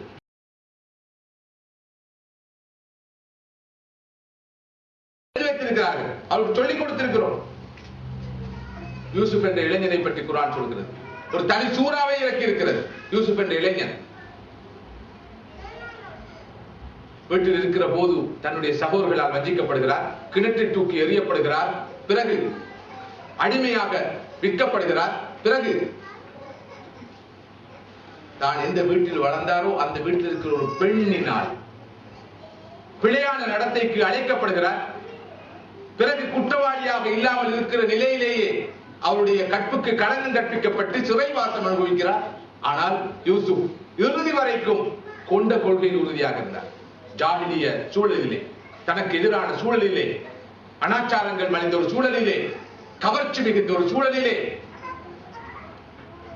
மாளிகையிலே அரசியுடைய அந்தஸ்திலிருந்து அழகான பெண் கெட்ட நடத்தைக்கு அழைத்த போதிலும், கதவுகளை மூடி பாதுகாப்பான நிலையில் கெட்ட நடத்தைக்கு அழைத்த போதிலும், மாஅல்லாஹ், நான் அல்லாஹ்வை பயப்படுகிறேன் என்று சொல்லி அதிலிருந்து தப்பிக்கொண்ட அந்த யூசுப் என்ற இளைஞனை பற்றி குர்ஆன் சொல்கிறது. எந்த அளவு தூரம் இந்த யூசுப் என்ற பாத்திரத்தை, இந்த அடையாள புருஷரை எமது இளைஞர்களுக்கு, யுவதிகளுக்கு நாங்கள் அறிமுகப்படுத்தினோம். இந்தியாவை கைப்பற்றிய முகமது பின் காசிம், கான்ஸ்டான்டினோபிளை கைப்பற்றிய முகமது அல் ஃபாத்திஹ், ஸ்பெயினை கைப்பற்றிய தாரிக் பின் ஜியாத், எல்லோரும் 21 வயதை விட குறைந்த இளைஞர்கள். இந்த இளைஞர்களுடைய பாத்திரங்கள் எந்த அளவு தூரம் இந்த காலத்தில் நமது இளைஞர்களுக்கு, யுவதிகளுக்கு அறிமுகப்படுத்தப்பட்டிருக்கு என்று சிந்தித்து பாருங்கள். மதிப்புக்குரிய சகோதரர்களே, சகோதரிகளே, எமது இளமை நாம் பெற்ற மிகப்பெரிய பேர், மிகப்பெரிய பாக்கியம். அந்த இளமையை உச்ச நிலையில் பயன்படுத்தியவர் நல்ல வழியில், நன்மையான வழியில், அல்லாஹ்வுக்கு மாறு செய்யாமல், பாவங்கள் ஈடுபடாமல், துர்நடத்தில் ஈடுபடாமல், கெட்ட நடத்தில் ஈடுபடாமல், தனது கண்ணை பாதுகாத்து, காதை பாதுகாத்து, உள்ளத்தை பாதுகாத்து, கற்பை பேணி தனது இளமையை அழித்த ஒரு இளைஞர் உண்மையில் மிகப்பெரிய பாக்கியசாலி, மிகப்பெரிய பாக்கியசாலி. மறுமைக்கு முன்னால் தனது இளமை காலத்தை நினைத்து இந்த உலகத்திலே அவர் சந்தோஷப்படலாம், திருத்திக் கொள்ளலாம். எனவே இந்த உலகத்திலே நாம் இளமை இழந்து விட்டால் அந்த இளமை மீண்டும் திரும்ப கிடைக்காது. இந்த இளமையை துஷ்பிரயோகம் செய்யப்படாது. இளமை கிடைத்திருக்கிறது, உடற்சக்தி கிடைத்திருக்கிறது, நல்ல ஆரோக்கியம் கிடைத்திருக்கிறது, மிகவும் சுறுசுறுப்பான பருவம், உற்சாகமான பருவம். எனவே இந்த அல்லாஹ் தந்த இளமை என்ற அந்த வாய்ப்பை துஷ்பிரயோகம் செய்யாமல் அதனை உச்ச நிலையில் பயன்படுத்துவர்களாக யார் இருக்கிறார்களோ அவர்கள் மிகப்பெரிய பாக்கியசாலி. இரண்டாவதாக ஸல்லல்லாஹு அலைஹி வஸல்லம் சொன்னார்கள், வஸிஹ்ஹதக கப்ல ஸகமிக், நோய் வருவதற்கு முன்னால் உடல் ஆரோக்கியத்தை பயன்படுத்திக் கொள். இந்த உலகத்திலே எதுவும் நிலையானதல்ல. நிச்சயமாக இளமைக்கு பின்னால் முதுமை வரும். எத்தனை பிளாஸ்டிக் சர்ஜரி செய்தாலும், எத்தனை மருந்துகளை கொடுத்தாலும், எவ்வளவு தேக அபியாசத்தில் ஈடுபட்டாலும், பிசிக்கல் எக்ஸசைஸ் செய்தாலும் கண்டிப்பாக இளமைக்கு பின்னால் முதுமை வரும். கண்டிப்பாக உடல் ஆரோக்கியத்துக்கு பின்னால் நோய் வரும். நிச்சயமாக வறுமை நிலை தவிர்க்க முடியாது, வேலை சோழி தவிர்க்க முடியாது. இறுதியாக இந்த வாழ்க்கைக்கு பின்னால் மௌத்து கண்டிப்பாக வரும், தவிர்க்க முடியாது. ஒருவருக்கு இளமை வேண்டும், நிலையான இளமை வேண்டும், மாறாத இளமை வேண்டும். ஒருவருக்கு உடல் ஆரோக்கியம் வேண்டும், நிலையான உடல் ஆரோக்கியம் வேண்டும், நோய் இல்லாத வாழ்க்கை வேண்டும். ஒருவருக்கு நல்ல ஓய்வு வேண்டும், ஒருவருக்கு நிலையான செல்வம் வேண்டும், நிலையான சுகம் வேண்டும். எல்லாவற்றுக்கும் மேலாக நிலையான வாழ்க்கை வேண்டும், மௌத்தே இருக்கக்கூடாது. அதுக்கு என்ன வழி? என்ன வழி? நிலையான இளமை, நிலையான செல்வம், நிலையான ஓய்வு, நிலையான ஆயுள். இதை பெற்றுக்கொள்வதற்கு என்ன வழி? சுவனம் செல்ல வேண்டும். சொர்க்கத்தில் தான் மனிதனுக்கு இவற்றையெல்லாம் நிலையாக நிரந்தரமாக பெற்றுக்கொள்ள முடியும், வேற எங்கும் பெற்றுக்கொள்ள முடியாது. இது ஒரு யதார்த்த உண்மை. எவ்வளவுதான் நாம் முயற்சி செய்தாலும் இந்த உலகத்திலே பெற்றுக்கொள்ள முடியாது. அழகான ஒரு ஆண் காலம் போகும் போது நரைத்த மயில், பலவீனமான உடல், இந்த நிலைக்கு போகிறார். குவைத் நாட்டிலே கடந்த வாரம் நான் சென்றிருந்த போது மிகவும் இளமையோடு இருந்த, துடிப்போடு இருந்த, ஆரோக்கியமாக இருந்த, இஸ்லாத்துக்காக உழைத்த, முஸ்லிம் சமுதாயத்தின் நலனுக்காக பாடுபட்ட, தியாகம் செய்த ஒருவரை பார்த்தோம். அதிர்ச்சிக்கு மேல் அதிர்ச்சி. அவ்வளவு ஆரோக்கியமாக இருந்த அந்த மனிதர், இளமை துடிப்போடு இருந்த அந்த மனிதர் மிகவும் பலவீனமான நிலையிலே, எழுந்து நிற்க முடியாத நிலையில் இருந்தார். எமது கரங்களை பற்றிய நிலையிலே எழுந்து நின்றார். என்ன பிரச்சனை? அவருக்கு புற்றுநோய், கேன்சர். அதன் விளைவு புற்றுநோயினால் ஏற்பட்ட பாதிப்பை விட புற்றுநோய்க்கு செய்கிற சிகிச்சையினால், ட்ரீட்மெண்டினால் ஏற்பட்ட பாதிப்பு பல மடங்கு. நிச்சயமாக உடல் ஆரோக்கியத்தை தொடர்ந்து நோய் வரும், இது தவிர்க்க முடியாது. நேற்று என்னோடு இருந்த சகோதரர்கள் சொன்ன ஒரு செய்தி, ஒருவருக்கு கேன்சர், அவருடைய மற்றொரு நண்பர் அவரை பார்ப்பதற்காக போயிருக்கிறார். அவரை பார்த்து இந்த நண்பர் சொல்கிறார், நீங்கள் உங்களது இறுதி நாட்களை எண்ணிக்கொண்டிருக்கிறீர்கள், you are counting your days. ஏதோ கொஞ்சம் அவருக்கு சில நேரம் அது உள்ளத்தை தைத்திருக்கலாம் என்ற வகையிலே அவர் சொன்னாராம், எனது நாட்கள் எண்ணப்பட்டு கொண்டிருக்கின்றன உண்மை, குறைந்தபட்சம் எனது நாட்கள் எண்ணப்பட்டு கொண்டிருப்பதாவது நான் அறிவேன். உங்களுக்கு எத்தனை நாட்கள் எஞ்சி இருக்கின்றன என்பது உங்களுக்கு தெரியுமா? உங்களுக்கு எத்தனை நாட்கள் எஞ்சி இருக்கின்றன என்பது உங்களுக்கு தெரியுமா? எனக்காவது எத்தனை நாட்கள் இருக்கிறது தெரியும், உங்களுக்கு அது தெரியாது என்று சொல்லியிருக்கிறார். சொன்னது போலவே இந்த கேள்வியை அந்த புற்றுநோயினால் பாதிக்கப்பட்ட மனிதனிடம் கேட்டவர் திடீரென்று மரணம் அடைந்தார். அந்த புற்றுநோயினால் பாதிக்கப்பட்டோர் இதுவரை உயிரோடு ஹயாத்தோடு இருக்கிறார். அவர் நாட்களை எண்ணிக்கொண்டிருக்கிறார். இது நேற்று எனக்கு சொல்லப்பட்ட ஒரு செய்தி. மதிப்புக்குரிய சகோதரர்களே, சகோதரிகளே, நாங்கள் எல்லோரும் நினைக்கிறோம் எல்லோரும் மௌத்தாவார்கள், என்ன தவிர நான் மௌத்தாவேன் நாளைக்கா, நாளை மறுநாளா மௌத்தாவ நல்ல வயசான போறோம். இப்ப வயசு என்ன? இப்பதான் 62. நானும் மரணிப்பேன் தான் இவ்வளவு காலம் இருக்கு. இப்பதான் 42, இப்பதான் 38. இந்த காலத்துல முந்தைய மாதிரி வயசு இப்ப 80க்கு மேலதான். என்னோட இருக்கிற ஒரு சகோதரர் ஒரு நாள் பேசிக்கொண்டு போகும்போது யாரோ சொன்னாங்க, இந்த வயசாளிகளுக்குள்ள இப்ப அந்த வயசாளிகளுக்குள்ள அந்த அந்த சீலின் என்ன, அந்த சகோதரருக்கு அந்த நேரத்தில் 69 வயசு. அவர் சொன்னா 75 வயசுக்கு பிறகுதான் ஒரு இளமை இழப்பாருண்டாங்க. அவரை இளைஞர்கள் கூட்டத்தில் போட்டு கொள்ளணும். 75க்கு பிறகுதான் அந்த ஒருவர் அந்த முதுமையை அடைகிறார் சொன்னார். உலகத்துல யாரும் ஏற்றுக்கொள்ள தயாரில்லை தான் வயோதிபர் என்பது. நான் இப்ப எங்களோட ஊருக்கு போனால் நிறைய குழந்தைகள் அப்பா அப்பான்னு சொல்கிறாங்க. நான் நினைச்சேன் உண்மையில இந்த குழந்தைகள் சும்மா தமாஷா தான் சொல்கிறாங்க. பிறகு பார்த்தா பரவலாக அப்பான்னு சொல்கிறாங்க. இன்று வரைக்கும் என்னால் ஜீரணிக்க கஷ்டமா தான் இருக்கு. நான் எப்படி அப்பாவாக மாறேன்? முடியாதல்லவா? இளமை இன்னும் ஊஞ்சல் ஆடுகிறது என்று நினைச்சு கொண்டு இருக்கிறேன். ஆனால் அது வெறும் பிறமை என்பது மிகப்பெரிய ஒரு கசப்பான உண்மை, யதார்த்தம். மதிப்புக்குரிய சகோதரர்களே, நாம் முட்டாள்களா இருக்கக்கூடாது. சென்ற காலம், சென்ற நேரம், கழிந்த கணப்பொழுதுகள் மீண்டு வரப்போவதில்லை. அந்த வகையில் எமது இளமையை முதுமை வருவதற்கு முன்னால் உச்ச நிலையில் பயன்படுத்திக் கொள்ள வேண்டும். இரண்டாவதாக, நோய் வருவதற்கு முன்னால் இந்த உடல் ஆரோக்கியத்தை பயன்படுத்திக் கொள்ள வேண்டும். பலர் உடல் ஆரோக்கியத்தை வைத்துக் கொண்டு பாவம் செய்கிறார்கள். உடல் உஷாராக இருக்கிறது, தெம்பாக இருக்கிறது, உற்சாகமாக இருக்கிறது, சுறுசுறுப்பாக இருக்கிறது. என்ன செய்கிறார்கள்? இரவெல்லாம் சினிமா படம் பார்ப்பார்கள். உதாரணமா, வயசு 72, gastritis, bronchitis, wheezing, cholesterol, diabetes.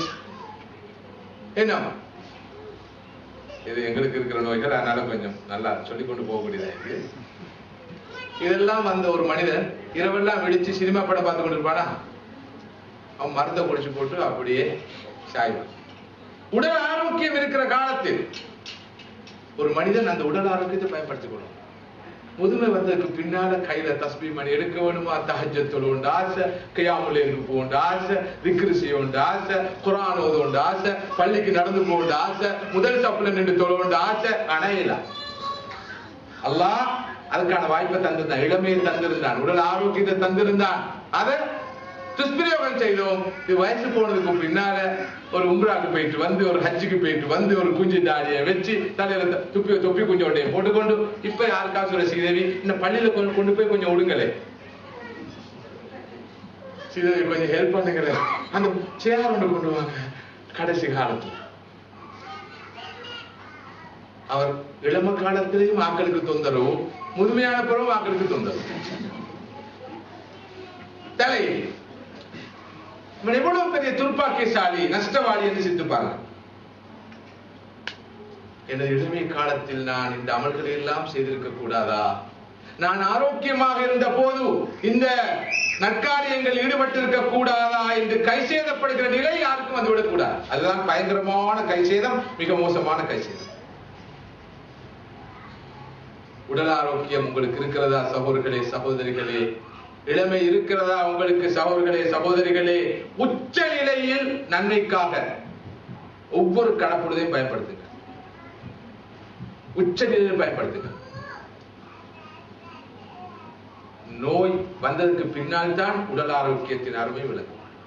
முதுமை வந்ததற்கு பின்னால் தான் இளமையின் அருமை விளங்கும். அதுக்கு பிறகு விளங்கி எந்த புண்ணியமும் பிரயோசனமும் கிடையாது. நான் அண்மையிலே ஒரு நாட்டுக்கு போயிருந்தேன். அங்கே இளமை பற்றிய இஸ்லாமிய கண்ணோட்டத்தில் பேசுமாறு என்னை வேண்டிக் கொண்டார்கள். நான் ஒரு நீண்ட உரை நிகழ்த்தினேன். ஒரு வெளிநாடு, அந்த நாட்டை சொல்வது அவ்வளவு அழகில் இருந்ததெல்லாம் ரெக்கார்ட் பண்ணப்பட்ட காரணத்தினால எல்லா சாமானும் எல்லா இடத்துக்கும் எப்படியோ போய் சேர்ந்தது. குளோபலைஸ் தானே. என்னுடைய பேச்சு முடிந்ததற்கு பின்னால் இளைஞர்கள் யாரும் பெரிய அளவில், சில இளைஞர்கள் வந்து என்னோடு அவர்களுடைய தனிப்பட்ட பிரச்சனைகள் பேசினார்கள். நான் இப்படி ஒரு பாவம் செய்து கொண்டிருக்கிறேன், எப்படி என்னை மாற்றிக்கொள்வது, இந்த குற்றத்தை செய்திருக்கிறேன், இந்த தவறை செய்து கொண்டிருக்கிறேன், எப்படி என்னை திருத்திக் கொள்வது கேட்டார்கள். ஆனால் ஒப்பீட்டு ரீதியில் இந்த வயசாளிகள் தான் வந்து தேம்பி தேம்பி அழ ஆரம்பித்தார்கள். நான் சொன்னேன், உங்களோட தலைப்பு இல்லையே, பேசினது யூத்துக்கு அல்லவா, நீங்க என்ன சும்மா இடையில தடமாறீங்க, அலட்டிக் கொள்றீங்க?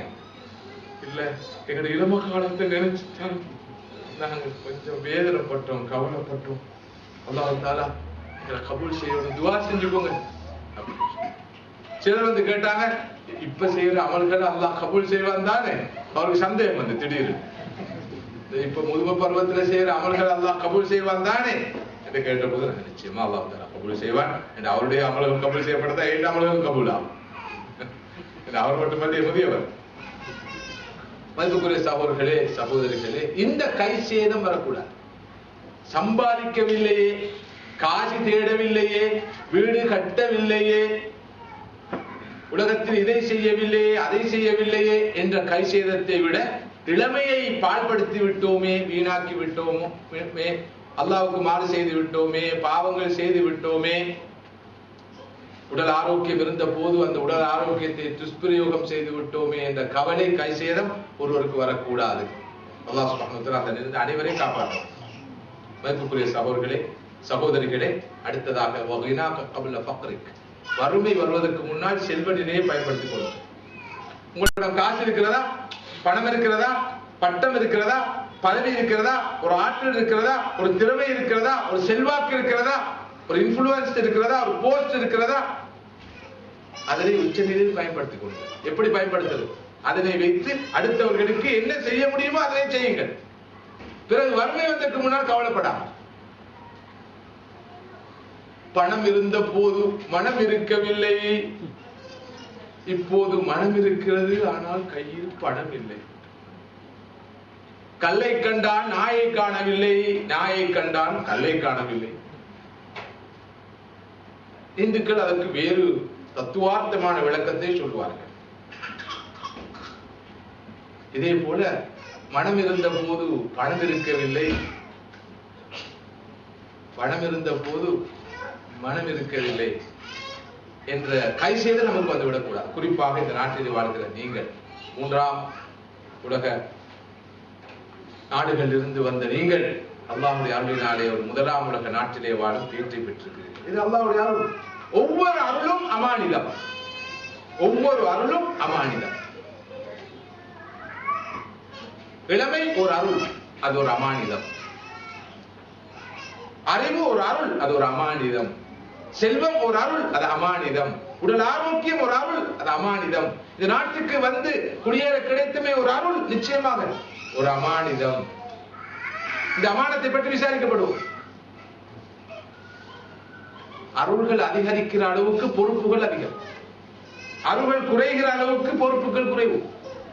இந்த உலகத்திலே கூலி வேலை பார்த்து ஒரு நாளைக்கு 350 ரூபாய் இலங்கை காசுப்படி கூலி பெற்ற ஒருவர் சில போது விஐபி லோன்ஸ்ல எங்களுக்கு கையை காட்டிட்டு போயிடுவார். அந்த விஐபிஸுக்கு அவர் என்ன நினைப்பாரு, அங்கேயும் இங்க நினைச்சது போலவே, பாருங்க உலகத்திலே இவங்களுக்கு தான் முக்கியத்துவம், மறுமையிலும் இவங்களுக்கு தான் முக்கியத்துவம். உலகத்தில் எப்படி இவர்கள் விஐபிகளாக கருதப்பட்டு அனுசரிக்கப்பட்டார்களோ, கவனிக்கப்பட்டார்களோ, அதே போல இங்கேயும் இவர்களை ஸ்பெஷலா நிப்பாட்டி வச்சிருக்குது. சில நேரம் அவரை விஐபி லோன்ஸ்ல அனுப்புறதுக்கு ஆயிடும்னு நினைப்பார்கள். நல்ல எண்ணத்தின் காரணமா அவங்களுக்கு தெரியாது கணக்கு வழக்குக்காக இவர்கள் நிறுத்தப்பட்டிருக்கிறார்கள். அவர்கள் எந்த பிரச்சனையும் இல்லாமல் சூழம் செல்லும் நிலை நிச்சயமாக வரும். மதிப்புக்குரிய சகோதரர்களே, வறுமை என்பது ஒரு சோதனை என்பது உண்மை. செல்வ நிலையும் ஒரு சோதனை, வறுமையை விட பயங்கரமான சோதனை. யார் செல்வத்தை ஒரு அருளாக கருதுவது போல அதனை ஒரு அமானிதமாக கருதுகிறாரோ, கருதி செயற்படுகிறாரோ, மிகப்பெரிய புத்திசாலி. அந்த வகையில் அல்லாஹ் நமக்கு தந்திருக்க செல்வம், செல்வாக்கு, பணம், காசு இவற்றை உச்ச நிலையில் பயன்படுத்தி அடுத்தவருக்கு நன்மை செய்ய வேண்டும். நமது வாழ்க்கை ஒரு ப்ரொஃபஷனாக அமையக்கூடாது, நமது வாழ்க்கை ஒரு மிஷனாக, நோபல் மிஷனாக அமைய வேண்டும்.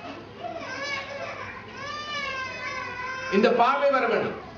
பள்ளிவாசல்ல இமாமாக இருந்துதான் சுவனம் செல்லலாம் என்பதல்ல, செய்யும் தொழிலும் கூடாக சுவனம் செல்லலாம். உங்களோட நீயத் எப்படி இருக்குது, நோக்கம் எப்படி இருக்குது, பார்வை எப்படி இருக்குது, அணுகுமுறை எப்படி இருக்கிறது என்பதில் தான் அது தங்கி இருக்கு.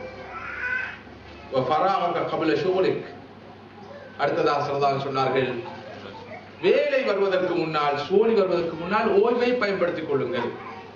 ஓய்வு என்பது இன்னொரு நிஅமத். அந்த ஓய்வை பாழாக்க கூடாது. மாஷா அல்லாஹ், ரிலாக்ஸா இருக்கிறோம். எப்படியெல்லாம் இந்த ஓய்வு நேரத்தை செலவழிக்கலாம், நீங்க பட்டியல் போட்டு பாருங்க பார்ப்போம். இந்த ஓய்வு நேரத்தை நாங்க எப்படி கழிச்சு கொண்டிருக்கிறோம். இந்த ஓய்வை மிக பிரயோசனமான வழிகளில் நாம் கழிக்கலாம், மிக சிறந்த வழிகளில் நாம் கழிக்கலாம். இந்த ஓய்வை ஒரு நியமத்தாக கருதுவது போல, அருளாக கருதுவது போல, அமானிதமாக கருதி ஓய்வு நேரத்திலிருந்து உச்சநிலை இது நாம் பிரயோசனம் அடைய முயற்சிக்க வேண்டும். அடுத்ததாக மரணம் வருவதற்கு முன்னால் அல்லாஹ் நமக்கு தந்திருக்கிற இந்த ஆயுளை, 70 வருட ஆயுள், 60 வருட ஆயுள், 50 வருட ஆயுள், 40 வருட ஆயுள், 30 வருட ஆயுள், 20 வருட ஆயுள், இதனை பயன்படுத்திக் கொள்ள வேண்டும். இல்லாத போது நாம் மிகப்பெரிய துர்பாக்கியசாலிகளாக மாறிவிடுவோம் என்ற ஒரு நாள் வரும். அந்த நாளை நாம் சொல்லுவோம், குர்ஆன் சொல்வது போல ரப்பிர்ஜிஊன் லஅல்லி அஅமலு ஸாலிஹன் ஃபீமா தரக், யா அல்லாஹ் என்னை இந்த உலகத்துக்கு கொஞ்சம் திருப்பி அனுப்புவாயாக, நான் நல்லமல்கள் செய்துவிட்டு வருகிறேன் என்று மனிதன் சொல்வான். ஒரு மனிதன் தன்னுடைய ஆயுடைய பெருமதி எப்படி உணர்வான் என்றால், எப்போது உணர்வான் என்றால் மௌத்துடைய வேலை, மரண தருவாயில் தான் ஒரு மனிதன் தன்னுடைய ஆயுளுடைய பெருமதியை முக்கியத்துவத்தை விளங்குவான். அந்த சந்தர்ப்பத்திலே விளங்கி அவனுக்கு எந்த பிரயோசனம் இருக்காது. மலக்குல் மௌத் வருகிற போது உணர்வான், சொல்வான் லௌலா அഖர்தனி இலா அஜலின் கரீப் ஃபஅஸ்ஸதக வஅகும் மினஸ் ஸாலிஹீன், எனக்கு சற்று கால அவகாசம் தர முடியாதா, சந்தர்ப்பம் தரக்கூடாதா, நான் நன்மையான காரியங்கள் செய்து தான தர்மம் செய்து ஒரு சாலிஹான மனிதனாக வருகிறேன் என்று மனிதன் சொல்வார். பள்ளிவாசல்களிலே அமல் இபாதத்துகளிலே ஈடுபட்டிருக்கிற மனிதர்களை பார்த்து அதிகம் பொறாமைப்படுவர்கள் எங்க இருக்கிறார்கள்? கபர்களிலே இருக்கிறார்கள். பள்ளிவாசல்களிலே அமல் இபாதத்துகள் ஈடுபட்டிருக்கிற, இந்த பூமியிலே நற்காரியங்கள் ஈடுபட்டிருக்கிற மனிதர்களை பார்த்து பொறாமைப்படுவர்கள் யார் தெரியுமா? புதைக்குழியிலே கபர்களிலே இருப்பவர்கள் தான். அவருடைய ஆதங்கம் எதுவாக இருக்கும்? ஒரு சந்தர்ப்பம் கிடைத்தால் 2 ரக்காத்து தொழுதுட்டு வரலாமே, ஒரு சந்தர்ப்பம் கிடைத்தால் கொஞ்சம் குர்ஆன் ஓதலாமே, ஒரு சந்தர்ப்பம் கிடைத்தால் ஒரு நன்மை ஏவலாமே, ஒரு சந்தர்ப்பம் கிடைத்தால் தீமை விளக்கலாமே, ஒரு சந்தர்ப்பம் கிடைத்தால் ஒரு தர்மத்தை செய்யலாமே, ஒரு சந்தர்ப்பம் கிடைத்தால் அந்த மனிதனுக்கு உதவி செய்யலாமே என்ற ஆதங்கம் வரும் கபர்ல இருந்து கொண்டு. நாங்க எல்லாம் நினைப்போம் நாங்க எல்லாம் கபர்ல இருக்கிறோம். யாரும் கவலைப்பட வேணாம், விரும்பியோ விரும்பாமலோ அந்த இடத்துக்கு நாங்க எல்லாரும் போகத்தான் இருக்கிறோம். அல்லாஹ் எல்லாருக்கும் இந்த 1000 தரோம் கொஞ்சம் நன்மைகள் செஞ்சு கொள்வதற்கு. ஆனால் நிச்சயமாக நாங்க எல்லாரும் அந்த இடத்துக்கு போவோம். இப்போ கபர்ல நாங்க இருக்கிறோம்னு வச்சுக்கோம், ஒரு சந்தர்ப்பம் கிடைக்குது 5 மினிட்ஸ்ல போய் வரலாம் எங்களுக்கு பூமிக்கு, என்ன செய்வீங்க? 5 நிமிடங்கள் பூமிக்கு போய் வாரதற்கு சந்தர்ப்பம் தரப்படுகிறது, என்ன செய்வீர்கள்? என்ன செய்வோம் அந்த 5 மினிட்ஸ்? ஒரு யோசிச்சு பாருங்க, அந்த 5 மினிட்ஸ் கிடைச்சா, 1 hour கிடைச்சா என்ன செய்வோம்? இதே மாதிரி நான் இன்னும் 5 மினிட்ஸ்ல மௌத்தாகலாம். இது என்னுடைய இறுதி 5 நிமிடங்களா இருக்கலாம், எனது இறுதி 1 மணி நேரமா இருக்கலாம், என்னுடைய கடைசி நாளாக இருக்கலாம், கடைசி வாரமாக இருக்கலாம், கடைசி மாதமாக இருக்கலாம், கடைசி வருடமாக இருக்கலாம். யாருக்காக சொல்ல முடியுமா? நிச்சயமா அப்படி இல்லைன்னு சொல்லு. உலகத்துல எந்த பெரிய ஒரு கன்சல்டன்ட் டாக்டரால கூட நிச்சயமா அதை சொல்ல முடியாது. விஞ்ஞானமும் அறிவியலும் எந்த அளவு வளர்ச்சி அடைந்தாலும் இதை பற்றி சொல்ல முடியாது. ஒரு மனிதன் எங்கு மரணிப்பான், எப்போது மரணிப்பான் சொல்ல முடியாது, யாராலும் சொல்ல முடியாது. எப்பயோ மௌத்தாக வேண்டும் என்று நாங்கள் நினைத்தவர்கள் இன்னும் வாழ்ந்து கொண்டிருக்கிறார்கள். இவரா மௌத்தாகுவார் என்று கனவு கூட காணாதவர்கள் திடீரென்று மரணமடைந்து விடுகிறார்கள். இதுதான் மிகப்பெரிய யதார்த்தம். மதிப்புக்குரிய சகோதரர்களே, ஒவ்வொரு நாள் பொழுதும் உருவாகிற போது அந்த நாள் மனிதனை விடுத்து பேசுகிறதா, ஓ மனிதனே, நான் ஒரு புதிய படைப்பு, உனது செயலுக்கு நான் சாட்சியாக இருக்கிறேன், என்னை நீ இன்று உச்ச நிலையில் பயன்படுத்திக் கொள், நான் போனால் திரும்பி வரவே மாட்டேன். ஒவ்வொரு நாளும் ஒரு புதிய நாள் உருவாக்குற போது அந்த புதிய நாள் மனிதர்களை விடுத்து பேசுகிறதா, ஓ மனிதனே, நான் ஒரு புதிய படைப்பு, நான் உனது செயலுக்கு சாட்சியாக இருக்கிறேன், என்னை நீ உச்ச நிலையில் பயன்படுத்திக் கொள், நான் போனால் திரும்பி வர மாட்டேன். முதலாவது நானும் நீங்கள் விடுபட வேண்டியது, நான் அடிக்கடி சொல்வது, இந்த தஸ்வீஃப் போஸ்ட்போனிங் மென்டாலிட்டியிலிருந்து விடுபடும். இன்று அல்ல, இப்போது இந்த கணப்பொழுதே எனது வாழ்க்கையில் ஒரு மாற்றம் வரும். அவன்தான் புதுசு. நாளை மறுநாள், எதிர்வரும் வாரம், அடுத்த வாரம், ரமதானுக்கு பிறகு, உம்ராவுக்கு பிறகு, ஹஜ்ஜுக்கு பிறகு, இந்த போஸ்ட்போனிங் மென்டாலிட்டி எமது வாழ்க்கையை பாழ்படுத்தி இருக்கிறது. ஒவ்வொருவரும் ஒரு கடதாசி எடுத்து எழுதி பாருங்கள். இந்த செய்ய வேண்டும் என்று நினைத்தவை, செய்தவை ஒரு பட்டியல், செய்ய வேண்டும் என்று நினைத்தவை. நான் நினைக்கிறேன் செய்தவை என்ற பட்டியலை விட செய்ய நினைத்தவுடைய பட்டியல் மிக பெரியதாக இருக்கும். அதுக்குரிய சவாபு கிடைக்க வேண்டும். அல்லாஹ் சுப்ஹானஹு வ தஆலா தர வேண்டும் நல்ல நியத்துக்காக. கெட்ட செயல்களை உடனுக்குடன் செய்கிறோம், நல்ல செயல்களை தான் போஸ்ட்போன் பண்றது. இந்த போஸ்ட்போனிங் மென்டாலிட்டி மிக ஆபத்தானது, மிக பயங்கரமானது. நேரம் என்பது வாளை போன்றது, அதை நீ வெட்டாத போது அது உன்னை வெட்டிவிடும். ஒவ்வொரு நாளும் கழிகிறதா, ஒவ்வொரு வருடம் கழிகிறதா, நாம் கபருக்கு நெருங்குகிறோம். எனவேதான் நான் முன்பு எனக்கு ஞாபகம் இருக்கு, 1999ஆம் ஆண்டு முதலாவது நிகழ்ச்சிக்கு வந்த போது நான் சொன்னேன், இந்த பிறந்த நாள் பர்த்டேக்கு எல்லோரும் ஹாப்பி பர்த்டே டு யூ சொல்கிறார்களே, உண்மையில் அது வாழ்த்து தெரிவிக்கிற நாள் அல்ல, கொண்டோலன்ஸ் தெரிவிக்கிற நாள். என்னுடைய டீப்பஸ்ட் கொண்டோலன்ஸை உனக்கு தெரிவித்துக் கொள்கிறேன், சந்தோஷமாக கவலையோடு தெரிவித்துக் கொள்கிறேன். நிச்சயமாக நீங்கள் உங்களது நண்பர்களோடு குடும்பத்தில் இருக்கிற உறுப்பினர்களோடு அன்புள்ளவர்களாக இருந்தால் என்ன சொல்ல வேண்டும்? என்னுடைய ஆழமான அனுதாபத்தை, கவலையை தெரிவித்துக் கொள்கிறேன். எனக்கு உயிருக்குயிராக இருக்கிற உன்னுடைய ஆயுளில் 1 வருடம் முடிந்து விட்டது. உண்மையா இல்லையா? ஆனா நாங்க என்ன சொல்றோம்? Happy birthday to. என்னடா அப்படி சொல்வது நல்லதல்ல என்பதற்காக அப்படி சொல்கிறோமோ தெரியவில்லை, அதை சொல்லி தந்திருக்கிறார்களோ தெரியவில்லை. இஸ்லாத்துடைய பார்வையிலே ஒருவர் ஒரு வருடத்தை இழக்கிறார் என்று சொன்னால் அது இழப்பு, மீளப்பெற முடியாத இழப்பு, வாங்க முடியாத இழப்பு, விலை கொடுத்து பெற முடியாத இழப்பல்லவா அந்த இழப்பு. ஒரு புத்திசாலியான மனிதன், குறிப்பா ஒரு மூமின், தன்னுடைய பர்த்டேனால கவலைப்படுவார். கொஞ்சம் சந்தோஷப்படலாம், மீட்டி பார்த்து இந்த வருஷம் லாப நஷ்ட கணக்கு பார்த்து, போன வருடத்தை விட இந்த வருஷம் மாஷா அல்லாஹ் என்னுடைய அமல்ல மாற்றம் இருக்குது, என் வாழ்க்கையில மாற்றம் இருக்கு, என் போக்குல மாற்றம் இருக்குது, நிறைய மாற்றம் இருக்கு, பாசிட்டிவான மாற்றங்கள் இருக்கு, சேஞ்சஸ் இருக்குது. அந்த வகையில இந்த வருஷம் போன வருஷத்தை விட ப்ராஃபிட்டபிளான ஒரு வருஷம் என்று சொல்லி அந்த வகையில திருப்தி அடையலாம். அப்படி இல்லாம திருப்தி அடைவதற்கான வாய்ப்பு இல்லை. எமது அகராதியிலிருந்து, டிக்ஷனரியிலிருந்து எடுக்க வேண்டிய ஒரு சொல் இருக்குது. என்ன?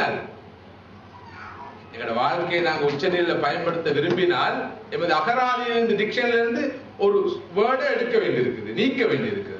என்ன? சும்மா என்ற சொல் கண்டிப்பா எடுக்கப்பட வேண்டும். Very good. வேற ஷெல், வில், நாளை, நாளை மறுநாள், இன்ஷா அல்லாஹ், நல்லூர் இன்ஷா அல்லாஹ்.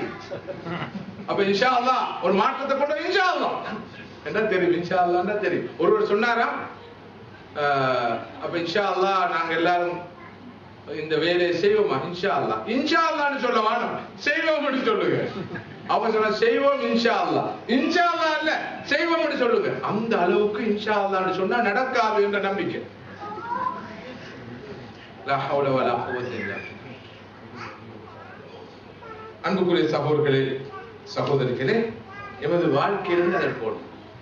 இன்ஷா அல்லாஹ் தௌபா செய்வோமே, இன்ஷா அல்லாஹ் தொழுகையை ஒரு பிடிப்போமே, ஒரு பிடிக்கிறது. இன்ஷா அல்லாஹ் கொஞ்சம் நல்ல அமல் இபாதத்தில் ஈடுபடுவோமே. இன்ஷா அல்லாஹ் இதுக்கு பிறகு இந்த ஊத்த விரசமான ஆபாசமான திரைப்படங்களை, சினிமா படங்களை பார்ப்பதை நிறுத்துவோமே. கடைசியா 3 கேசட் கொண்டாந்து பார்த்துட்டே முடிச்சிருவோமே. பைனலா இதையும் பார்த்துருவோமே. இந்த டிராமா முடிஞ்ச உடனே இதுக்கு பிறகு பார்க்கல. இது ஒரு உண்மையிலே நல்ல குடும்ப நாடகம், நிறைய படிப்பினைகள் இருக்கு. இதை மட்டும் பார்த்துட்டு இதுக்கு பிறகு பார்க்க. இப்படி நியத்து வச்ச சந்தர்ப்பங்கள் எத்தனை என்று கேட்டா நீங்க நிறைய பேர் கை உயர்த்துவீங்க. ஆனா கை உயர்த்த வேண்டாம். நிறைய நினைக்கிறோம், நல்லெண்ணம் கொள்கிறோம், நஃப்சுல் லவ்வாமாவாக தான் நிற்கிறோம். பாவம் செய்வது, அதுக்காக கை செய்தப்படுவது, பிறகு மீண்டும் செய்வது, இது உண்மையில் மிக மிக ஆபத்தானது, பயங்கரமானது. நேற்று குத்பாவிலே கேட்ட ஒரு ஹதீஸ் எனக்கு நினைவு வருகிறது. மிக பயங்கரமான ஒரு காலத்தில் நான் வாழ்ந்தேன். ஸல்லல்லாஹு அலைஹி வஸல்லம் அவர்கள் சொன்னார்கள், ஒரு காலம் வரும், அந்த காலத்தில் மக்கள் நன்மையை ஏவி தீமையை விலக்கும் இந்த பணியை விட்டு விடுவார்கள். அல் அம்ரு பில் மஅரூஃப் வ நஹ்யு அனில் முன்கர் என்ற பணியை விட்டு விடுவார்கள். சஹாபாக்கள் கேட்டார்கள், அப்படி நடக்குமா?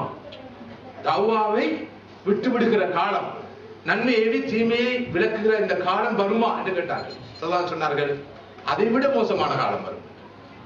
அது என்ன அல்லாஹ்வின் தூதரே? தீமையை ஏவி நன்மையை விளக்குகின்ற, தடுக்கின்ற காலம் வரும். தீமையை செய்ய சொல்வார்கள், நன்மையை செய்ய வேண்டாம் என்று சொல்வார்கள். அப்படியான ஒரு காலம் வரும் என்று ஸல்லல்லாஹு சொன்னார்கள்.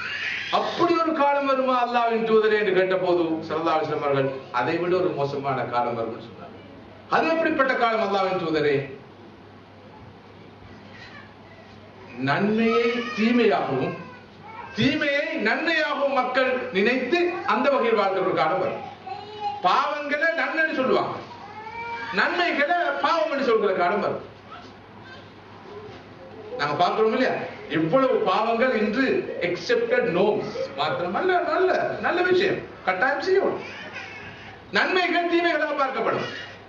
உதாரணமாக ஆண்களையும் பெண்களையும் ஃப்ரீ மிக்ஸ் ஆகாமல் நாங்கள் பிரித்து வைத்தால் சொல்லுவார்கள், என்ன இது, என்ன பைத்தியம், இது என்ன டிஸ்கிரிமினேஷன், இதனை பாவமாக பார்க்க. ஆண்கள் பெண்கள் சுதந்திரமாக சேர்ந்திருப்பதை, பெண்கள் ஹிஜாபுடைய ஒழுங்கை பேணாமல் இருப்பதை நன்மையான காரியமாக கருதுகிறார். அது பாவம் நினைக்கிறது இல்லையா? பாவம் யாருன்னு சொன்னா அவரை எக்ஸ்ட்ரீமிஸ்ட் சொல்வார்கள், தீவிரவாதி சொல்வார்கள், பிற்போக்குவாதி சொல்வார்கள், நாகரிகம் இல்லாமல் சொல்வார்கள், 7ஆம் நூற்றாண்டு மனிதன் சொல்வார்கள். அல்லாஹ்வுடைய ரசூல் ஸல்லல்லாஹு அலைஹி வஸல்லம் சொன்ன நிலையை நாங்கள் இன்னைக்கு தெளிவா பார்க்கிறோம். மனிதர்கள் பாவத்தை ஏவுகிறார்கள். இன்றைக்கு மீடியாவு கூட என்ன நடக்குது? பாவங்கள் ஏவப்படுது, நன்மைகள் தடுக்கப்படுது. மறுபக்கம் நன்மை பாவமாக காண்பிக்கப்படுகிறது, தீமையாக காண்பிக்கப்படுகிறது, தீமை நன்மையாக காண்பிக்கப்படுகிற ஒரு பயங்கரமான ஒரு காலத்திலே நாம் வாழ்ந்து கொண்டிருக்கிறோம். எனவே மதிப்புக்குரிய சகோதரர்களே சகோதரிகளே, எனக்கு ஒரு ஆய்வு கிடைத்திருக்கிறது. அது 55 வருடங்களாக இருக்கலாம், 60ஆக இருக்கலாம், 65ஆக இருக்கலாம். இங்கே இருக்கிற ஒவ்வொருவருக்கும் ஒரு ஆய்வு கிடைத்திருக்கிறது. நான் அந்த 55 சொல்றதுக்கு காரணம் 50 கடந்ததால. ஒரு 25 வயதில் இருப்பவர் 26 வயது, 28 வயது, 30, 60, 70 இருக்கு. 30 வயதில் ஒரு 30, 32, 35, 40. இந்த கிடைத்திருக்கிற இந்த ஆய்வினை பயன்படுத்துவதற்கு 2 வழிகள் இருக்கிறது. டாக்டர் ஹலீல் ரஹ்மான் போறார். அவருடைய பாசையில் சொல்வதாக இருந்தால், அவருடைய மார்க்கெட்டிங் தான் எழுப்பி போறார், அதனால சொல்றேன். அவருடைய பாசையில் சொல்வதாக இருந்தால், கிடைத்திருக்கிற ஆயுளை ஒன்று கன்சியூம் பண்ணலாம், நுகரலாம், இன்னொன்று இன்வெஸ்ட் பண்ணலாம், முதலீடு செய்யலாம். இப்போது நாம் கிடைத்திருக்கிற ஆயுளை நுகர்ந்து கொண்டிருக்கிறோமா, கன்சியூம் பண்ணி கொண்டிருக்கிறோமா, அல்லது இன்வெஸ்ட் பண்ணிருக்கிறோம்? இன்வெஸ்ட் பண்ணதை பற்றி தான் சூரத்துல் அஸ்ர் சொல்கிறது. கன்சியூம் பண்ணி கொண்டிருப்பவர்கள் இன்னல் இன்சான லஃபீ ஹுஸ்ர், அவர்கள் நஷ்டத்தில் இருக்கிறார்கள், அழிவில் இருக்கிறார்கள். இன்வெஸ்ட் பண்ணுவவர்கள் இல்லல்லதீன ஆமனு வ அமிலுஸ் ஸாலிஹாத் வ தவாஸவ் பில் ஹக் வ தவாஸவ் பிஸ் ஸப்ர், ஈமான் கொண்டு சாலிஹான அமல் செய்து சத்தியத்தை எடுத்துச் சொல்லி இந்த பாதையிலே பொறுமையோடு யார் இருக்கிறார்களோ, பாவங்களுக்கு முன்னால், ஆசைகளுக்கு முன்னால், இச்சைகளுக்கு முன்னால், அனாச்சாரங்களுக்கு முன்னால் உறுதியாக ஈமானை இழக்காமல், ஒழுக்கத்தை இழக்காமல், பண்பாட்டை இழக்காமல், தன்னுடைய மார்க்க அடிப்படைகளை இழக்காமல், இந்த ஜாஹிலியத்தில் சங்கமமாகாமல், கரையாமல் உறுதியாக இறுதி வரை இருக்கிறார்களோ, இவர்கள் தமது ஆயுளை இன்வெஸ்ட் பண்ணினார்கள், முதலீடு செய்தவர்கள். அடுத்தவர்கள் யார்? கிடைச்ச ஆயுளை நுகர்றார்கள். யாராக இருப்பது நல்லது? நுகர்வோர்களாக இருப்போமா அல்லது முதலீடு செய்தவர்களாக இருப்போமா? கொஞ்சம் சூடா இருக்கு போல.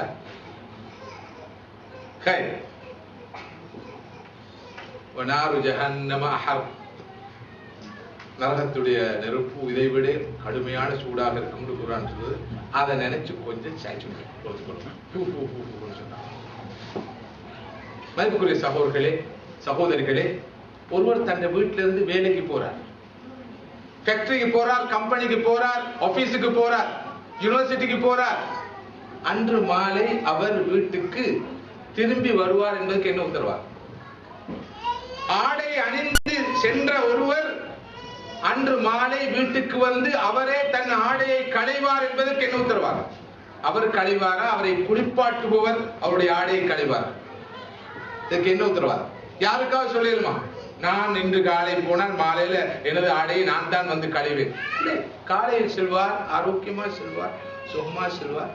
மாலையிலே வருகிற போது அவர் சுமக்கப்பட்ட நிலையில், தூக்கப்பட்ட நிலையில் வருவார். அவர் அணிந்த ஆடையை மற்றொருவர் களைய வேண்டியது. இதுதான் உண்மை நிலை. அந்த வகையிலே ஒரு புத்திசாலியான முஸ்லிமா, ஒரு புத்திசாலியான ஆண், ஒரு புத்திசாலியான பெண் ஒவ்வொரு நாளும் தன்னுடைய இந்த வெற்றி பாதையிலே வீறு நடை போடுவரா இருக்க வேண்டும். நேற்றைய நாளை விட இன்றைய நாள் சிறப்பாக அமைய வேண்டும்.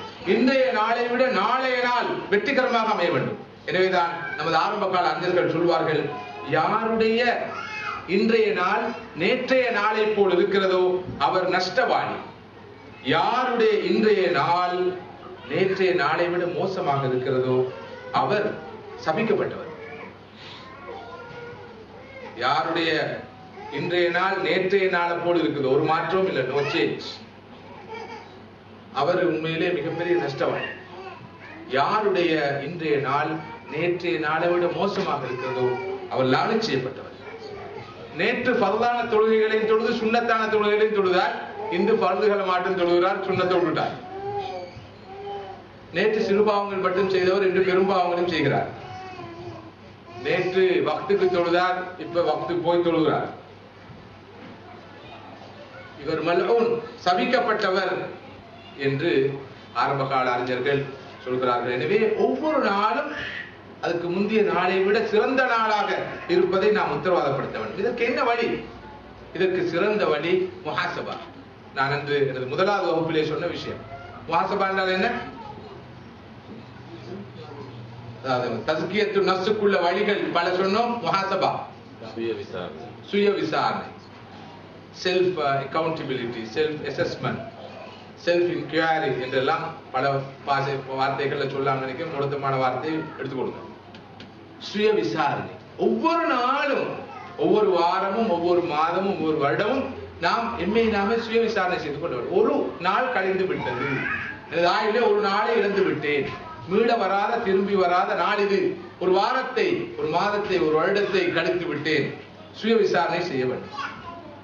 ஹாஸிபு அன்ஃபுஸக்கும் கப்ல அன் துஹாஸபு வஸினு அமாலக்கும் கப்ல அன் தூஸன். நீங்கள் விசாரிக்கப்படுவதற்கு முன்னால் உங்களை நீங்களே விசாரித்துக் கொள்ளுங்கள். உங்களுடைய அமல்கள் நிறுக்கப்படும் அந்த நாள் வருவதற்கு முன்னால் நீங்களே உங்களது அமல்களை நிறுத்தி பார்த்துக் கொள்ளுங்கள் என்று சொன்னார்கள் உமர் இப்னு கத்தாப் ரலியல்லாஹு அன்ஹு அவர்கள். இன்று நான் எனது ஐங்கால தொழுகைகளை உரிய நேரத்தில் நிறைவேற்றினேனா? ஐங்கால தொழுகைகளை ஜமாத்தோடு தொழுதேனா? வழமையாக குர்ஆனிலே ஓதக்கூடிய பகுதியை ஓதி முடித்தேனா? இன்று ஏதாவது நன்மையான காரியம் செய்தேனா? யாருக்காவது உதவி செய்தேனா? ஒரு தர்மம் செய்தேனா? நன்மையை ஏவினேனா? தீமையை விளக்கினேனா? நேற்றைய நாளை விட இன்றைய நாள் எனக்கு பிரயோசனமானதாக அமைந்ததா? சிறந்ததாக அமைந்ததா? இந்த கேள்விகளை நாம் எழுப்ப வேண்டிய தேவை அவசியம். மதிப்புக்குரிய சகோதரர்களே, சகோதரிகளே, இந்த நாளுடைய பெருமதியை உணராதவர்களாக நாங்கள் இருக்கிறோம். ஒரு வருடத்துடைய பெருமதியை விளக்க வேண்டும் என்றால் ஸ்கூலிலே, பள்ளிக்கூடத்திலே, ஒரு வகுப்பிலே ஒரு வருடம் ஃபெயில் பண்ண மாணவனிடம் கேட்டு பார்க்க வேண்டும். ஒரு வருஷம் எவ்வளவு பெருமதின்னு அவன் சொல்லுவான். ஒரு வருஷம் ஃபெயிலான மாணவன் இப்போது எங்கேயும் ஃபெயில் பண்றது இல்லைன்னு கேள்வி. அந்த காலத்துல அப்படி அல்ல, வகுப்புல ஃபெயில் பண்ணுவார்கள். இந்த காலத்துல ஃபெயில் பண்ணா எவனுமே பாஸ் பண்ண மாட்டான், அதனால எல்லாரையும் பாஸ் பண்ணுகிறார்கள். அந்த காலத்துல உண்மையிலே பாஸ் பண்ணவர்கள் இருந்தார்கள், ஃபெயில் பண்ணவர்கள் இருந்தார்கள், அதனால பாஸ் ஃபெயில் பண்ணார்கள். இப்போது அப்படி அல்ல, அப்படி ஃபெயில்னு பார்த்தா எல்லாரும் ஃபெயில் பண்ண வேண்டியிருக்கும், எனவே எல்லாம் மேல போகும். அப்படிதான் இந்த எஜுகேஷன். அது புதிய கண்டுபிடிப்பு, எஜுகேஷன்ல கண்ட புதிய முடிவு என்று வைத்துக்கொள்வோம். சரி, அதை பற்றி நான் சொல்லவில்லை. ஒரு வருடத்துல பெருமதியை விளங்கிக் கொள்ளணும் என்றால் ஒரு ஃபெயில் பண்ண, ஒரு வருடம் ஃபெயில் பண்ண மாணவன்கிட்ட கேட்க வேண்டும். அதே போல் ஒரு மாதத்துல பெருமதியை விளங்கணும் என்றால் ஒரு ப்ரீமெச்சுவர்ட் பேபிய, ஒரு குறைமாத குழந்தையை பெற்றெடுத்த ஒரு தாயிடம் கேட்க வேண்டும். ஒரு மாதத்துல பெருமதி. அவர் சொல்லுவா, என் புள்ள இன்னொரு மாசம் வயிற்றுல இருந்தா என் புள்ள எப்படி இருக்கும்? ஒரு மாதத்துல பெருமதி யாருக்கு தெரியும்? நல்லா, ஒரு ப்ரீமெச்சுவர்ட் பேபியை பெற்றெடுத்த ஒரு பெண்ணுக்கு. ஒரு வீக், ஒரு வாரத்துடைய, ஒரு கிழமையுடைய பெருமதியை விளங்க வேண்டும் என்றால் ஒரு வீக்லி நியூஸ் பேப்பர் நடத்துற ஒரு எடிட்டர்ட்ட கேட்கணும். ஒரு வீக்ன்றது எவ்வளவு பெருமதியானது. வீக்லி நியூஸ் பேப்பர் நடத்துறவங்களுக்கு, நியூஸ் பேப்பர் நடத்துறவங்களுக்கு நல்லா விளங்கும். ஒரு நாளுடைய, ஒரு ஒன் டேவுடைய பெருமதியை விளங்க வேண்டும் என்றால் நாளுக்கு கூலி வேலை செய்யறவர், அதாவது எப்படி சொல்றது, தினக்கூலி, தினக்கூலிக்கு வேலை செய்பவர், நாள் கூலிக்கு வேலை செய்வரிடம் கேட்டால் ஒரு நாள் பெருமதி அவருக்கு விளங்கும். ஒரு நாளைக்கு வேலைக்கு போயிட்டு என்ன நடக்கும், ஒரு நாள் இழந்தா என்ன நடக்கும், இந்த நாள் விடுமுறைன்னு சொல்லிட்டு என்ன நடக்கும், வெளியே போக முடியாத என்ன நடக்கும், ஏன்னா அந்த நாள் உழைத்து சாப்பிடுறவர்களா அவருக்கு தான் தெரியும். ஒரு மணி நேரத்தில் ஒரு 1 ஹவரோட பெருமதியை வழங்கொண்ட யார்கிட்ட கேட்கணும், இன்னும் கொஞ்ச நேரத்துல பிரிய போற கணவன்ட்டே மனைவிட்டே கேட்கணும். 1 ஹவர் கிடைச்சிருக்கு, 1 ஹவர், இன்னும் 1 ஹவர்ல பிரியணும் 2 பேரும். இதை பொதுவாக நான் அதை இஸ்லாமைஸ் பண்ணி சொன்னேன். அதை சொல்கிறார்கள் காதலர்கிட்ட கேட்கணும். 1 ஹவர் கிடைச்ச லவர்ஸ்ட கேட்டா சொல்லுவாங்களா 1 ஹவர்ட பெருமதி. நாங்க அவங்கள்ட்ட கேட்க மாட்டோம். நாங்க உண்மையில ஹலாலான ஒரு கணவன் மனைவிக்கு கிடைச்சிருக்கு 1 ஹவர். அந்த 1 ஹவரோட பெருமதி எவ்வளவு என்று அவரிடம் கேட்டால் அவர்கள் சொல்லுவார்கள். சரி, ஒரு நிமிடத்துல பெருமதியை யார்கிட்ட கேட்கணும், ட்ரெயினை மிஸ் பண்ணினால்ட்ட கேட்கணும். இந்த 1 மினிட்ன்றது எவ்வளவு பெருமதின்னு சொல்லுவாங்க. ஒரு செகண்ட் பெருமதி யார்கிட்ட கேட்கணும், ஒரு ஆக்சிடென்ட், ரோடு ஆக்சிடென்ட்ல இருந்து தப்பினால்ட்ட கேட்கணும். ஒரு வாகன விபத்திலிருந்து தப்பியவிடம் ஒரு செகண்டுடைய பெருமதியை கேட்டு அறிந்து கொள்ளலாம். ஒரு மில்லி செகண்டுடைய பெருமதியை யார்கிட்ட போய் கேட்கணும், ஒலிம்பிக்ல ஒரு சில்வர் பதக்கம், ஒலிம்பிக்ல சில்வர் மெடல் எடுத்தவரிடம் போய் மில்லி செகண்டுடைய பெருமதியை கேட்டா சொல்லுவார். மில்லி செகண்ட்ல தான் அவருக்கு கிடைக்கிருந்தது கோல்டு மெடல், சில்வர் மெடல் கிடைச்சது. சரி, முழு ஆயுள்டையும் பெருமதியை விளங்கொண்டா யார்கிட்ட கேட்கணும், சக்கராத்துல இருக்கிற ஒரு ஆளை போய் கேட்கணும், எப்படி லைஃப்னா என்ன. ஆனா அந்த நேரம் அவர் சொல்லிக்கொள்ள மாட்டார். Too late. முழு ஆயுள்டையும் பெருமதியை மட்டுமல்ல, வாழ்க்கையில ஒவ்வொரு கணப்பொழுதின், அது ஒரு மில்லி செகண்ட், ஒரு செகண்ட், ஒரு அவர், ஒரு மினிட், ஒரு அவர், ஒரு டே, ஒரு வீக், ஒரு மந்த், ஒரு இயர், ஒரு ஹோல் லைஃப் உடைய பெருமதி எப்படிப்பட்டது என்பதை விளங்கணும் என்றா மரணப்படுக்கையில் இருக்கிறவர்கள்ட்ட கேட்கணும் சொல்லுவார். ஆனால் அவர் சொல்லி அது எந்த பிரயோசனத்தையும் தரப்போறதில்லை. இந்த வகையில் அன்புக்குரிய சகோதரர்களே சகோதரிகளே, நமது ஆயுளை உச்ச நிலையில் நாம் பயன்படுத்திக் கொள்ள கடமைப்பட்டிருக்கிறோம். மறுமையிலே, மஹ்ஷரிலே, அந்த பயங்கரமான நாளிலே ஒவ்வொருவரும் கண்டிப்பாக கட்டாயமாக 4 பெரும் வினாக்களுக்கு விடை சொல்ல வேண்டும். தெரிந்த ஹதீஸ், லா தஸூலு கதம அப்தின் ஃபீ ஸபீலில்லாஹ் ஹத்தா யுஸ்அல அன் 4 கேள்விகளுக்கு விடை அளிக்காத வரைக்கும் ஒருவருடைய பாதம் மஹ்ஷரிலே அசையாது. இந்த 4 கேள்விகளும் என்ன, உனக்கு ஒரு ஆயுள் தரப்பட்டது, இந்த ஆயுளை எப்படி நீ கழித்தாய். உனக்கு ஸ்பெஷலா ஒரு இளமை தரப்பட்டது, இந்த இளமையை எப்படி நீ பயன்படுத்தினாய். பொருளை எப்படி தேடினாய், எப்படி செலவு செய்தாய். ஒரு அறிவை பெற்றிருந்தாய், இந்த அறிவை கொண்டு நீ என்ன சாதித்தாய். 4 பெரும் வினாக்கள். இது 2 வினாக்கள் எதோடு சம்பந்தப்பட்டது, ஆயுளோடு சம்பந்தப்பட்டது. உனது ஆயுளை கொண்டு என்ன சாதித்தாய், இளமையை எப்படி கழித்தாய். நான் நினைக்கிறேன் இப்போதே நாங்கள் மதிப்பீடு செய்து கொள்ளலாம். இந்த கேள்விக்கு எப்படி பதில் சொல்லுவோம், உனது ஆயுளை எப்படி கழித்தாய், இந்த கேள்விக்கு பதில் சொல்ல நாங்கள்லாம் ரெடியா. உனது இளமையை எப்படி கழித்தாய், இந்த கேள்விக்கு பதில் சொல்ல ரெடியா. 3வது கேள்வியை கேட்டு பார்ப்போம், எப்படி சம்பாதித்தாய், எந்த முறையில் சம்பாதித்தாய், எப்படி செலவு செய்தாய். இந்த கேள்விக்கு விடை சொல்வதற்கு தயாரா. அல்லாஹ் நமக்கு ஏதோ ஒரு நாலேஜை தந்திருக்கிறான், ஒரு அறிவை தந்திருக்கிறான், ஆற்றலை தந்திருக்கிறான், திறமையை தந்திருக்கிறான். இதனை வைத்து என்ன உருப்படியான பிரயோசனமான வேலை செய்தார் என்ற கேள்விக்கு நாம் விடை சொல்ல தயாரா. தயார் என்றால் மாஷா அல்லாஹ் வெற்றி பெற்றோம், பாசிட்டிவாக விடை சொல்ல. இல்லாத போது உண்மையில் இந்த கணக்கொழுதே தீர்மானிக்க வேண்டும். இந்த கேள்விகளுக்கு விடை சொல்வதற்கு நான் தயார்படுத்த போறேன். ஓலெவல் எக்ஸாமுக்கு பிள்ளைகள் ப்ரிப்பேர் ஆகிறாங்க, எப்படி ப்ரிப்பேர் ஆகிறாங்க, அட்வான்ஸ் லெவலுக்கு எப்படி, டிகிரிக்கு எப்படி, போஸ்ட் கிராஜுவேட்டுக்கு எப்படி தயாராகிறாங்க. இரவு பகலாக்கி வேளாவடிக்கு சாப்பிடாம, யாரையும் பார்க்காம, சிந்திக்காம இவ்வளவு கஷ்டப்படுறாங்க. பிள்ளைகளுக்கு உமா அப்பா பார்க்க நேரம் இல்ல, தொடர் நேரம் இல்ல, நோம்பு பிடிக்க நேரம் இல்ல, அமல் இபாத் செய்ய நேரம் இல்ல, திக்ர் அவுராத் செய்ய நேரம் இல்ல, என்ன ஆளக்கால. ஐயோ, அந்த பிள்ளைக்கு டைம் இல்ல, எக்ஸாமுக்கு ரெடி ஆகும். சகோதரர்களே சகோதரிகளே, இந்த மகத்தான பரீட்சை, இந்த எல்லா பரீட்சையும் ரிப்பீட் பண்ணலாம். இந்த எல்லா பரீட்சையிலும் ரிஃபர்ட் இருக்குது. ரிஃபர்ட் இல்லாத ஒரு பரீட்சை, மீட்டி எழுத முடியாத ஒரு பரீட்சை, சொர்க்கத்தை நரகத்தை தீர்மானிக்கிற பரீட்சை. ஏண்ட சொர்க்கத்தை நரகத்தை, என்னுடைய மனைவிய, ஒவ்வொருடைய கணவன், பிள்ளைகள், குழந்தைகள், சகோதர அனைவருடைய சொர்க்க நரகத்தை தீர்மானிக்கிற அந்த பரீட்சை. இந்த பரீட்சைக்கு தயாராகி கொண்டிருக்கிறோமா? இரவு பகலாக தூக்கம் இழுத்து தியாகம் செய்து அர்ப்பணத்தோடு தயாராகணுமா? உலகத்திலே ஒரு ஆர்ட்ஸ் டிகிரியை செய்ய, ஒரு மெடிசின் சம்பந்தமா டிகிரியை செய்ய, ஒரு இன்ஜினியர் டிகிரியை செய்ய, ஒரு ஐடி டிகிரியை செய்ய, என்ன பாடு! அதுக்கு செய்த தியாகம், அர்ப்பணம், உழைப்பு எல்லோரும் சேர்ந்து அதுக்கு பெரிய முயற்சி எடுக்கிறோம். கண்டிப்பா எடுக்கப்படணும், எந்த சந்தேகமும் இல்லை. ஆனா இந்த மிகப்பெரிய பரீட்சைக்கு, செகண்ட் சான்ஸ் இல்லாத, செகண்ட் ஷை இல்லாத, ரிஃபர்ட் இல்லாத இந்த பரீட்சைக்கு எவ்வளவு தூரம் நாங்கள் தயாராகி கொண்டிருக்கிறோம்? நாம் தயாராகிறோம், எங்கள் குழந்தைகளை தயார்படுத்துகிறோம். எனவே மதிப்புக்குரிய சகோதரர்களே, நாங்கள் புத்திசாலிகளாக இருக்க வேண்டும். அல் கையிஸ், யார் புத்திசாலி? மன் தான நஃப்ஸஹு, தனது ஆசைகளை அடக்கி வஅமில லிமா பஅதல் மௌத், மௌத்துக்கு பிறகு உள்ள வாழ்க்கைக்காக தன்னை தயார்படுத்துவது இந்த புத்திசாலி. புத்திசாலி யார்? தனது ஆசைகளை அடக்கி வென்று மௌத்துக்கு பிறகு உள்ள வாழ்க்கைக்காக தன்னை யார் தயார்படுத்துகிறானோ அவன் தான் புத்திசாலி என்று சொன்னார்கள் ரசூலுல்லாஹி ஸல்லல்லாஹு அலைஹி வஸல்லம். அந்த வகையில் நாங்கள் புத்திசாலிகளாக மாற வேண்டியது. இதற்குள்ள வழி, முதுமைக்கு முன்னால் எமது இளமையை உச்ச நிலையில் பயன்படுத்துவோம். நோய் வருவதற்கு முன்னால் ஆரோக்கிய நிலையை பயன்படுத்திக் கொள்வோம். சோழி வருவதற்கு முன்னால் ஓய்வை பயன்படுத்திக் கொள்வோம். வறுமை வருவதற்கு முன்னால் அல்லாஹ் தந்திருக்கிற இந்த செல்வ நிலையை பயன்படுத்திக் கொள்வோம். அனைத்துக்கும் மேலாக மௌத் வருவதற்கு முன்னால் அல்லாஹ் நமக்கு தந்திருக்கிற இந்த ஆயுளை, ஹயாத்தை உச்ச நிலையை பயன்படுத்திக் கொள்வோம். நாளை அல்ல, நாளை மறுநாள் அல்ல, நமது அகராதியில் இருந்து நாம் நீக்க வேண்டிய சொல்லாக இருக்கின்ற இந்த நாளை மறுநாள் என்ற சொல்லை நீக்கி இந்த கணப்பொழுதை நானும், முதலாவதாக நானும், இரண்டாவதாக இங்கு கூடியிருக்கிற நீங்களும் எமது வாழ்க்கையில் ஒரு பெரிய டிராஸ்டிக் சேஞ்ச் ஏற்படுத்திக் கொள்வதற்கு திட சங்கல்பம் போடும்.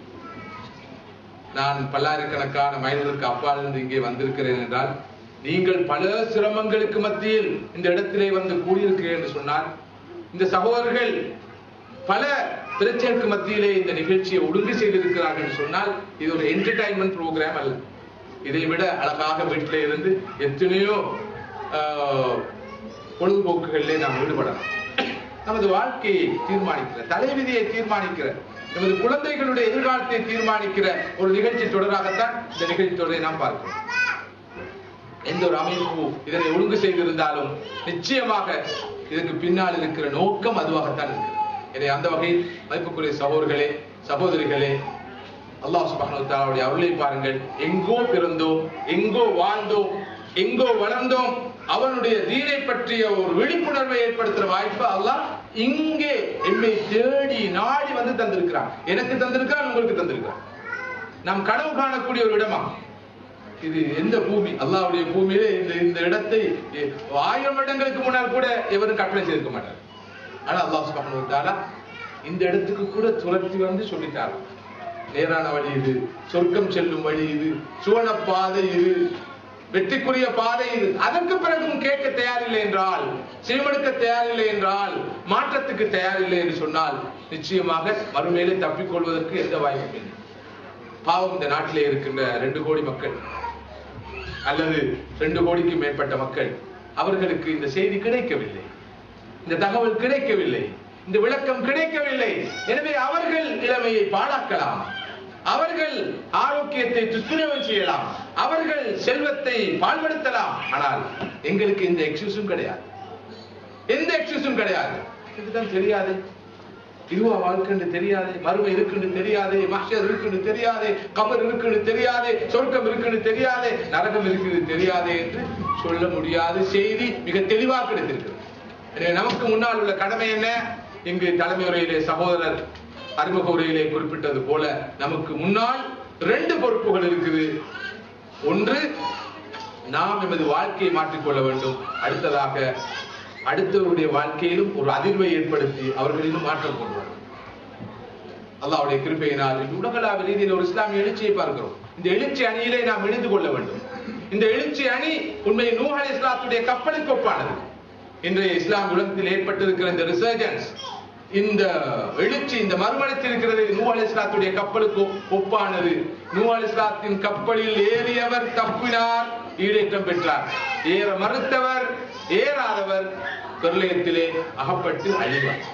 எனவே இந்த எழுச்சி கப்பலிலே நானும் நீங்கள் விழுந்து கொள்வோம். மாஷா அல்லாஹ், இந்த எழுச்சிக்காக, இந்த மாற்றத்துக்காக, மனித சமுதாயத்தை சுவனத்தில் கொண்டு போய் சேர்ப்பதற்காக எத்தனையோ பேர் உழைக்கிறார்கள், எத்தனையோ வகைகளில், உருவங்களில், அமைப்புகள் உழைக்கிறார்கள். அல்லாஹ் எல்லோருடைய முயற்சியையும் கபூல் செய்ய வேண்டும்.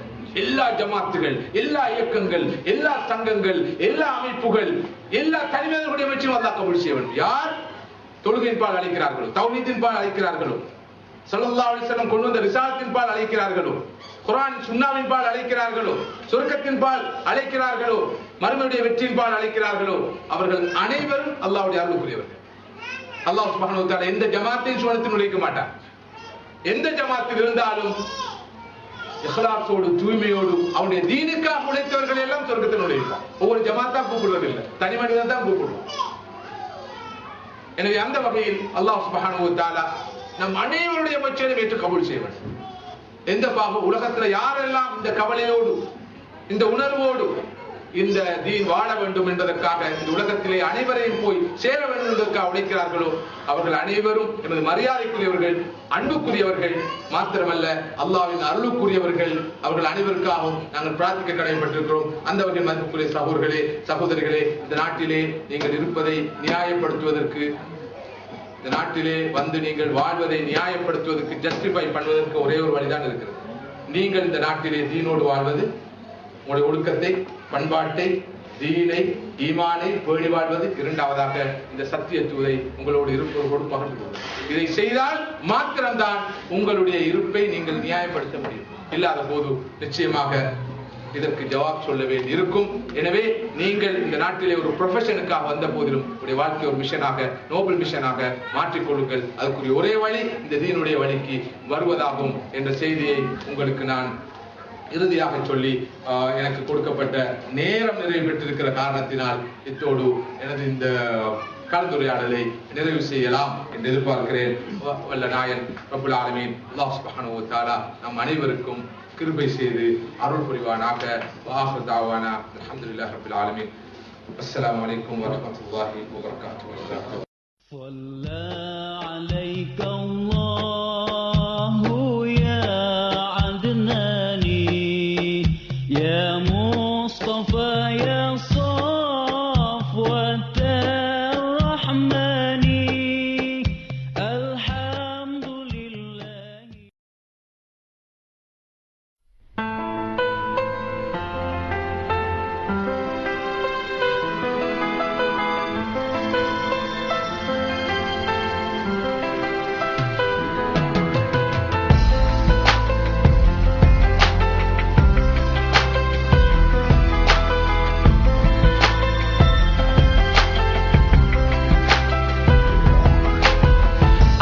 Flowers kinda crying loud, the breeze is sounding sad. Oh no, tell me when did we become so cold and empty inside?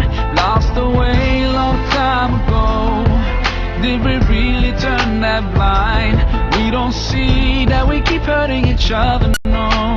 All we do is just fight. Now we share the same bright sun, same round moon. Why don't we share the same love? Tell me why not? Life is shorter than most that thought. Hold my hand, there are many ways to do it right. Hold my hand, turn around and see what you left behind. Hold my hand, my friend, we can save the good spirit of me and you for another chance. And let's pray for a beautiful world, a beautiful world I share with you.